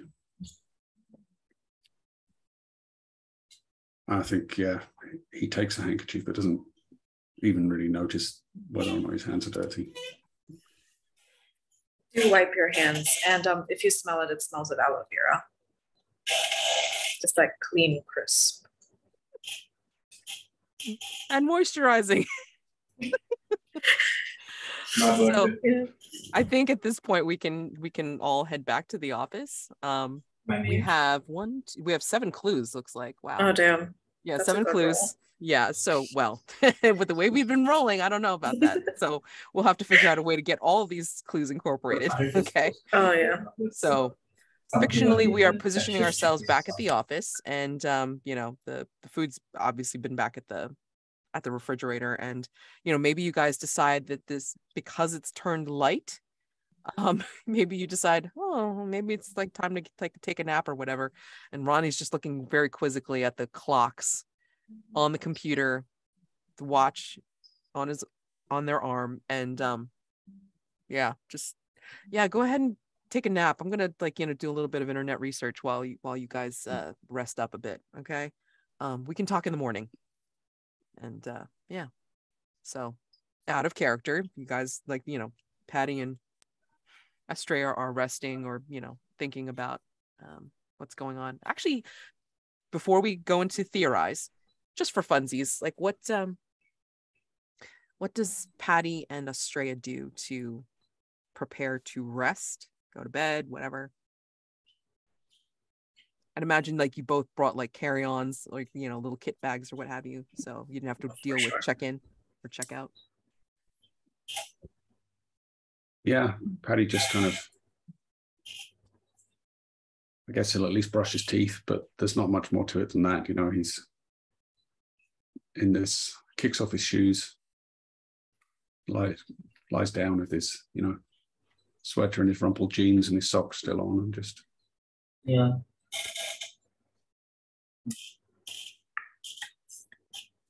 It's the antithesis of. So Astraea, so first she washes her face and she pats it dry. She does a little serum, massages it in. Then she puts her hair up in a loose sort of braid, and so it doesn't get tangled as she sleeps. And she has brought, most of her luggage is these kind of necessities. So she's brought silk pillowcases and a thin bed sheet, and so she's replaced the bedding. And so she lies down, she puts on one of those eye masks, and she has noise canceling earphones, and she just plays these soothing classical music as she lies down and she goes to sleep. Now, if she were home, she would also have a essential oil diffuser, just giving her lavender scents. Love it. All right, great. So resting, Ronnie's looking up stuff. Don't think we need to do any more clues, to be honest, because 7 is more than enough for this mystery. All right, so just so you know, doesn't matter who rolls the Theorize move, as usual, subject to no modifiers on the die roll, except for, of course, the clues that we can use. And it cannot be affected by taking on a personal haunting. So, and there's no threat masks here either. Mystery masks or anything like that. So what I gather from this rule is we can't even use any of our personal hauntings. Even if we each took one, we can't use it towards the bumping up the die roll. We can't, and there's no such thing as mystery masks, mystery hauntings in this one to cover it as well. So But what You about have like to the do really handbook well. of the recently deceased? Do you have a move that specifically says that you No, can? it's up here, and it just says once per mystery when any investigator says I read about this in the handbook of the recently deceased, ... Then we can use that then. Yep. Okay. So it Okay, works worst like case Gold scenario. Crown. Yeah, it works like Gold Crown mysteries in Brindlewood Bay then. Okay, great. So hopefully we won't need it with like +3 Somehow. if we do this. So let's take a look at the clues that we have so far. So 7 clues: 2 dark feathers, holes chewed in plastic blue and green garbage cans, a broken bird cage, a bag of old cat food, a running theme of 3 + 3 + 3, old box with free to good home written on top, and pages torn out of a book about communicating with non-human spirits with notes in the margins. So now we've got to figure out how to make that all make sense. So what do we think for I think I have a baseline idea, Okay. which is so someone was had to give up their pet for adoption for whatever reason, and the adoption did not go so well, and so they wanted to get revenge on whoever, and so they ended up trying to summon similarly put upon animals to do so, which is why there's all this animal chicanery.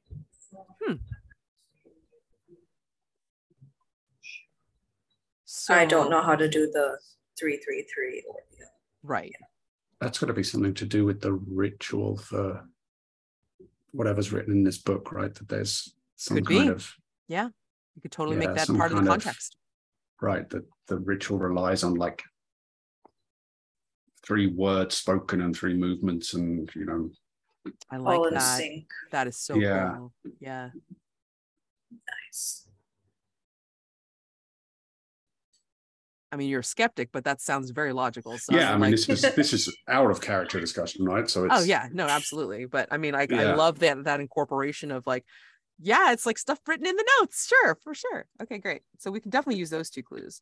So we want to incorporate the other clues as the pets that were not able, or I should say, a pet that was not able to be adopted, and somehow something or someone is like Summoned that and similar spirits back. Okay. So you think the box has something to do with it? There's something to do with the ritual? Or is that where? Well, I mean, contextually, I mean, you found the pages about communicating with non-human spirits inside the box. Right. So hypothetically, it should be connected. Yeah. Yeah. I'm trying to tie it to that community library somehow, because it feels like that's where the box came from and the book. Yeah. I mean, we did find the feathers and the hella rodents in that area. Right. Yeah. And the sewage grate was like right outside. So. Maybe, okay, here's a tie-in for the feathers and the broken bird cage, and the animal, the Corvid call we heard in 3. So part of the ritual is like they have to, it's kind of going to swap position. This entity that it's trying to bring through from the other side is going to swap places with some kind of sacrifice you bring for it, and the person doing it brought a crow in a cage. So that's where the 2 dark feathers came from. Yeah, I like it. And maybe the swappery was a cat, which is why we had the bag of old cat food in the broken bird cage, because they were like, okay, that cat is going to come back now. I do want to feed it. Okay. Now, how do you want to tie in, if you want to tie in the holes chewed in plastic blue and green garbage cans? I mean, I have a sort of tie-in for that. I don't know like how we want to contextually work it in, but because of this swap, I mean, I'm thinking that these pets were brought in these garbage cans. And this is kind of like either like the physical animal or the spirits trying to chew out. Yeah, did something interrupt this and It didn't The happen swap- quite right. The swap back never happened, or I'm thinking, yeah, there's some something's kind of incomplete. messing, like some kind of messing up of the ritual, and so Mm. therefore And now that's there's why. just a hole. The hole's chewed in the Yeah. and the thing could be the the entity trying to feed itself after it's escaped from. But this entity, according to what you guys have said, is like sounds like it's huge now, for whatever reason. Right, maybe it got bigger. Mm-hmm. Or maybe the creatures that escaped via the trash cans were absorbed and assimilated. Mm. Yeah, that makes really good sense too. Yeah, so it's almost like moving around like a what would the plan be? But like there's multiple creatures, but they're kind of moving as one. Yes. Oh, I know that there's a term for that too, and I just can't remember what it is. But it's it's almost like this thing is gathering it, gathering them. Right. So now it's bigger. Oh shit. Question is, how do we deal with this? 1, 2, 3, 4, 5, 6, 7. So anyway, let's see what the roll says. I'm not doing it because my rolls suck. So I don't think I should have. Rob. Okay. Please carry us. Okay, so wait, you get +3. So do good. Okay. Do good. And there's no advantage or disadvantage, right? It's just Yeah. I rolled a 5 and a 4 +3. Good. Nice. Well done. Well done. Success. Full success. Thank God. I'm just like, wow, we did a lot for a mystery, for complexity 4. But no, this is good. This is good. No. So how do we narrow it Edge. narratively? Yeah, narratively want to have this resolve? Like, what do we see happening to finish this off? It's daylight now. You guys have woken up and thought about it. We've talked about it. What does it look like to have successfully dispelled, talked to something with this spirit? So it was either exercise it or get it to move to a different place, right? I believe that was the goal. Let's go back to the beginning of the mystery and then find out. So this way I can see what it is. Get it back in the sewer, maybe somehow.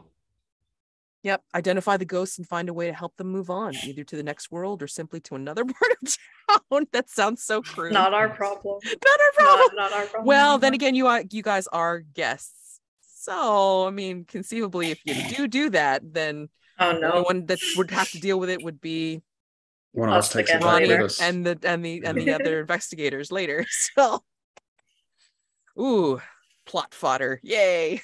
So, your choice. You guys are the guests, so.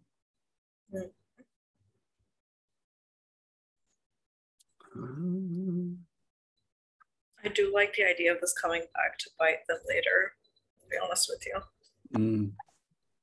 Yeah, I would love that. I would Just, think that would be so we now lovely. have a sewer monster, like. Yeah. Oops. You can, That's what you guys want to do and call that a success. That's awesome. Yeah, sounds good to me. Okay, so how does this look? So we talk about it, and then Ronnie says, it's like, okay, so we need to work out. I mean, are we trying to do like a banishing ritual for this? I mean, like, we want to have these same things, and then these pages be able to explain like how the ritual is going to go about, but we need to do it correctly. Otherwise, this thing is just going to wake up again. I believe banishing it is far too extreme measure. Perchance you could simply relegate it to the sewage system, where it would have plenty to consume, since it clearly does not care what it consumes. True. But we'd need to lock it away. I mean, I can't imagine wanting to have it run around in the sewers and possibly backing up somebody's toilet. Can you imagine that? I mean, you've just caused like some sort of ectoplasmic incident, like in somebody's like toilet tank. I mean, that's just, I'm sorry, but that's wrong. All right. I mean, I don't know how you guys do it in your countries, but I mean, we just can't do that here. Please. I would not be so inclined, even if you hadn't explained it, but thank you for that evocative description. That's what I'm here for.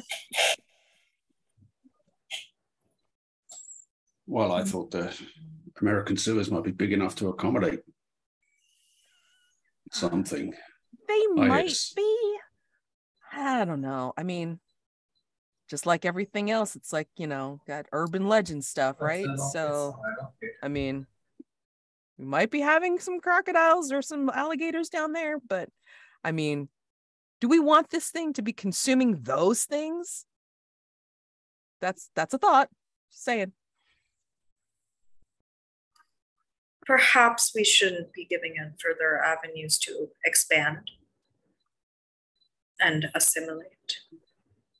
However, I still do not think an exorcism would be our best option. There's simply far too much that could go wrong. Well, I mean, and then Ronnie's just kind of talking to themselves, like, out loud. It's like, well, it seems to be indicated by this 3 by 3 by 3, or 3 plus 3 plus 3. And there are 3 of us. Yes. Yeah. I mean, like, I got to figure out, what does that mean? I mean, according to these notes, and then like, we could just like, yeah, we could just like skim that and then just kind of go through creating the ritual to be able to banish it for a time. So this way it's not going to assimilate anything else in a dangerous place like the sewer. And 2, kind of keep it away. I mean, I have to tell you guys. I mean, like, Dr. Fern has some interesting experiments going on. I mean, like, she's got this contraption called the gooizer. And, she's pretty much like been blasting ghosts into literally goo. The problem is we haven't quite figured out how long this gooizer lasts. Yes. So I'm thinking her aim is to create a ectoplasmic lava lamp, but where she's keeping all this goo, I don't know. So don't want to add to the goo pile. Yeah. Just for say. Banish it to a similar location and it ends up in the goo pile. I mean, sure. But I mean, again, like, I think we need to start with the ritual, make sure everything goes well. And, again, we could just zip to the ending of like, yes, it does. But instead of having like the grand, like what would be expected as a spectacle per se of like a ghost leaving and being banished, there's just a simple pop. And that just seems anticlimactic. It's like, did something really happen? Did we do it wrong? I don't know. I mean, these are pages that have been torn out of a book. I mean, do we even know this is complete? It's like a worry. Perhaps not. And we did construct our own amalgamation of a ritual from the pieces we had. I mean, and this is all nonsense anyway.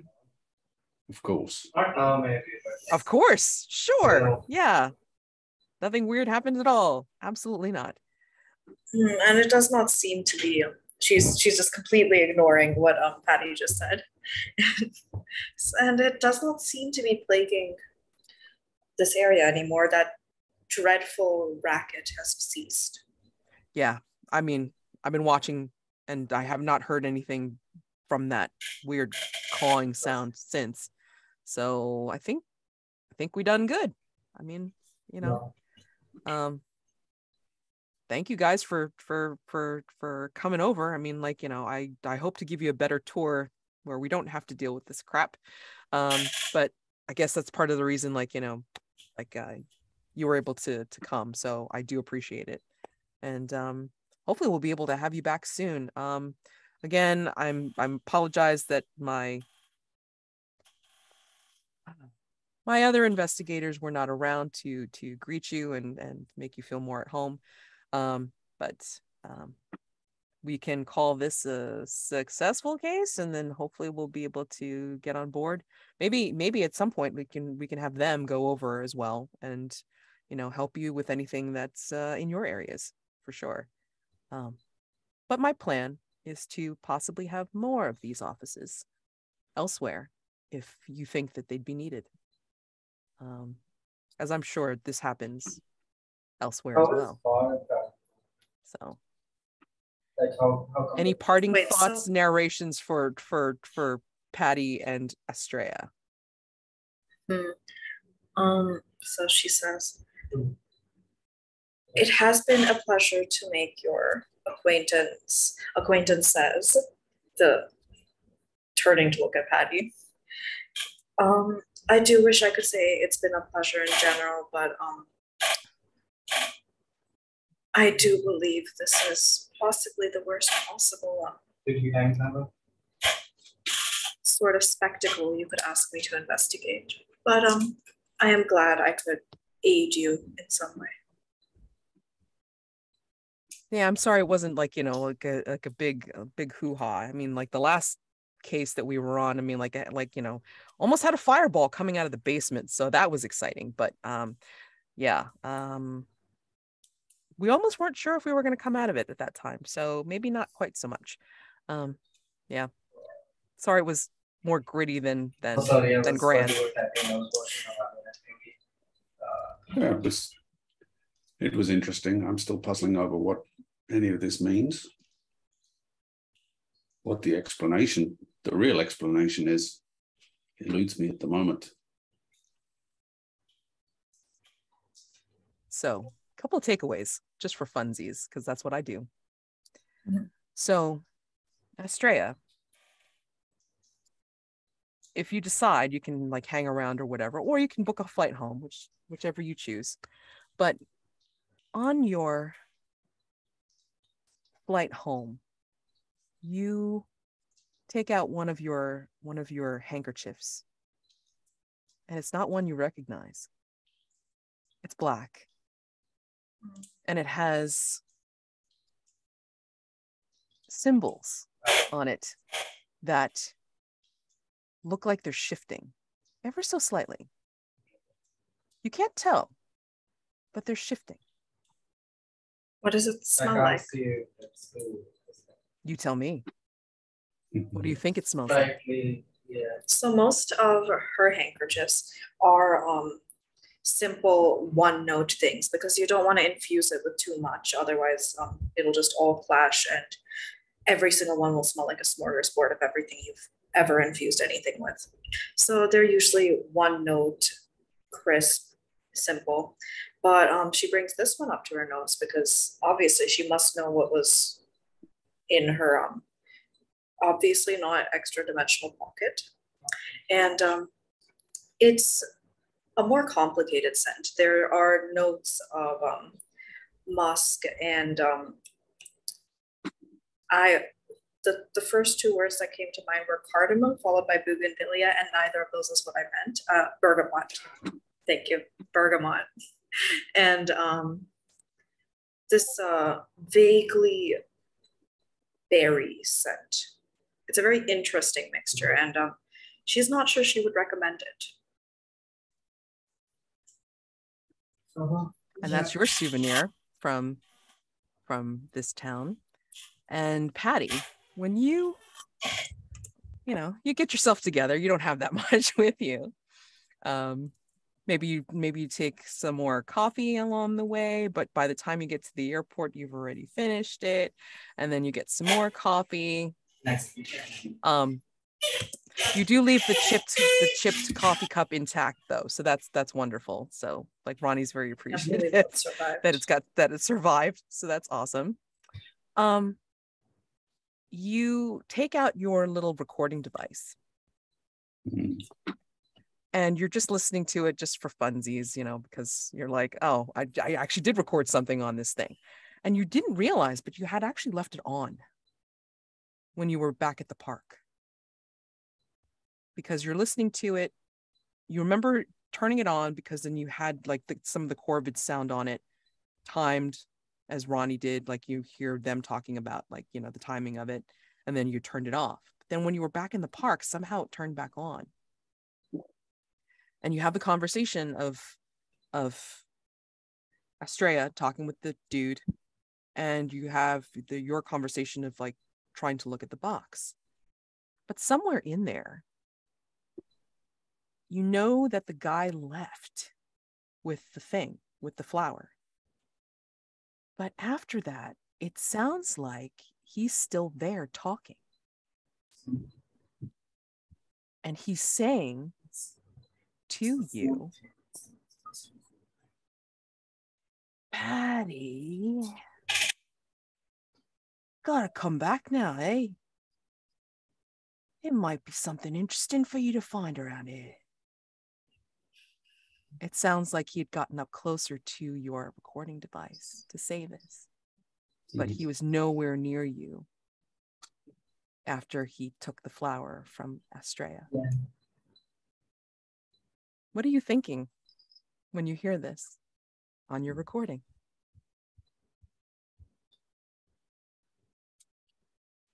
I think Paddy's wondering if he left it sitting somewhere. You know, his mind is spinning, trying to figure out a rational explanation for this. Oh, the guy must have overheard when Astraea called my name. So that's how he knew my name. And he was, you know, maybe I'd left because Paddy's so disorganized, he can't remember for sure if he left the thing sitting, recording, and maybe picked it up later, or if it was in his pocket the whole time. He's not sure, but there's got to be an explanation. You listen to it again, and again, you hear the conversation that Astraea has given him the flower, and he's clearly left. It's like, oh, so pretty. He's left. And you two are talking, and Ronnie's also runging around in the background. But you two are actually talking about the box and what you found in the box. And in there is him saying that you should come back, even though he has already left. And that is the end of our game of Paranormal Incorporated. Thank you very much for our guest investigators. Woohoo! So, stars and wishes. Please let me know what you thought. Kavya has played this before, and obviously with the custom playbooks, and so I thought it was great, like, you know, to have that inclusion of being able to see like what you guys came up with, and then Rob, of course, playing the skeptic. That was really well done, and I always enjoy narrations, and you two did a wonderful job. That was awesome. So, any stars and wishes for gameplay? I really liked that Kavya and I's characters were kind of good complement to one another, you know, that they couldn't be more opposite in a lot of ways. And that was really fun. That was so much fun. I think we were fun. both enjoying playing off that. That was Yeah. cool. Spells, I think. That was so good. I enjoy having a foil, Yeah. Yeah. even if the foil is permanently shaking. I'm never gonna get over that. Oh my God. Stars, that entire interaction. Yeah, wisdom I do love, so we have played this before. We did play a one shot, but we made the playbooks afterwards. So this is actually the first time we've seen this in action. And I am glad that I got to put it into action here, because you guys were really great to play off of, and it was fun. And I do love that we were able to build upon each other's descriptions and takeaways, and the collaboration was lovely. Yeah. Also, I love that you just gave us souvenirs from this investigation. Yeah, that was cool. It's beautiful. Yeah, I would definitely play this again. It's Oh, for sure. Oh, my plan would include having guests for sure. So I think we want to see Astraea and Paddy back. And even if you don't want to play them again, that's fine. I mean, we can always have other people, come and visit and help. My wish is that I finish or start and then finish writing a mystery for this, because I want to make it a companion piece to something that I want to write for Brindlewood Bay. Kind of like in my my little universe. So that's just kind of like a little teaser for, there might be some really bad strangeness coming along down the pike. That's going to need more than the core group of investigators, and possibly like collaboration and crossover with other investigators from other places. So we'll see how this goes. I mean, I have big plans in my wheel turning head. So that's my wish, to be able to finish that out and be able to present that and have people play test it and see how it goes. But again, stars for the role play, stars for like, going along with this stuff, and definitely stars for you, Rob, because I mean, again, you were just like thrown into this. It's like, hey, it's an intro to the game, and like you're just jumping in because this is a collaborative game. That's another reason I love it, and it's a big fat star for Alicia and writing this as a GM-less game, because this works out really well. GM-less is a really interesting thing. I would like to, like, we've played a couple now, haven't we? So this video that I watched, and yeah, it's a really interesting way to approach things. I'm absolutely down for more of that for sure. Yeah, definitely. It's actually the first it kind of takes the pressure off people as well, because if I'm trying to run a game, I feel a lot of pressure. When I'm playing, I feel almost none. Yeah. So and this kind of evens it out. Right, exactly. Yeah, it's the pressure, the feeling of pressure is similar to like just being a player, but there's, I think it works really, works in a really interesting way. Yeah. No, it's actually the first GM-less game that we picked up, and wow, I really need to find more of these. I can give you an advice on a couple. Yeah. Yeah, we played already. Heroes of the Hearth was really cool. Yep. Those have pre-gen playbooks per se, but I mean, like, you can do so much with those characters. It's ridiculous. Yeah, it's really down to interpretation of. Yeah. But it's lengthy though. I mean, like, be prepared to you had intro, investigative, and we had the resolution part for this mystery. I mean, for the structure with Heroes of the Hearth. I mean, you're literally doing Act 1, 2, and 3, and a climax, and an epilogue, and then in between there's some letters that could get sent, and then like at the epilogue, it's also like you're also determining the fate of the village. Holy crap! I mean, it is. You could. That sounds like a little more than a one shot. Yeah. Yeah, you could. I think we did it in one, right? But it was. We did it in 4 hours. Yeah. We did all the parts in 4. We had to do it in 4 hours because the first time I played it, we couldn't get through past like we skipped over Act 2. We had to really speed through Act 3 and then do a quick one for the epilogue / what happens after the battle, after, what happens to the village. So, because if you don't rein it in for being a facilitator as also player, if you don't rein in the world building, it gets too bogged down in the beginning, and then you don't have time for everything else. It's like, I just said, okay, you answer this question, you answer that question, and then we're done with that, and then we're going to get to the meat of the thing, which is actually playing as these villagers that we care about. So it's very important to remember that is your goal when you play Heroes of the Hearth. But I mean, yeah, that's another brilliant one. That's just fairly straight collaboration. You do need like a facilitator that also plays one of the characters. Same as like having a host as you did here. Yes. I mean, it really is supposed to be like a fully collaborative, like everybody's a keeper kind of thing. But I added my own spin to it just because it was fun, and you guys ran with it, which is I'm so appreciative of, and like, stars for you for putting up with my crap. So awesome. It was great. What? All right. So thanks again for playing this pickup game of Paranormal Incorporated, and like I hope we get to play this again together. As your currently established guest investigators, or if you want to try like different playbook. And Kavya has obviously given us like some choices, so that's awesome. All right. Yeah, that's really cool. They all look really fun. Yeah, they really do. I mean, the brawler looks awesome, but I still say that you should definitely include the the Priest Reformed. no, well, the brawler one, the brawler one that The you were Fight saying. Club. Yes, the Fight Club one. I did because- actually put in what you said because Oh, good. it was pretty perfect. Yeah. It's right there. Yeah. So, and so I mean, if you develop that more, and then you have the flavor text in the beginning of the playbooks, like the original playbooks, I think like you've got something that you guys can really cook with, and then share with the world, really, because again, this is fun. So Yeah. Alrighty. Yeah, we'll add that.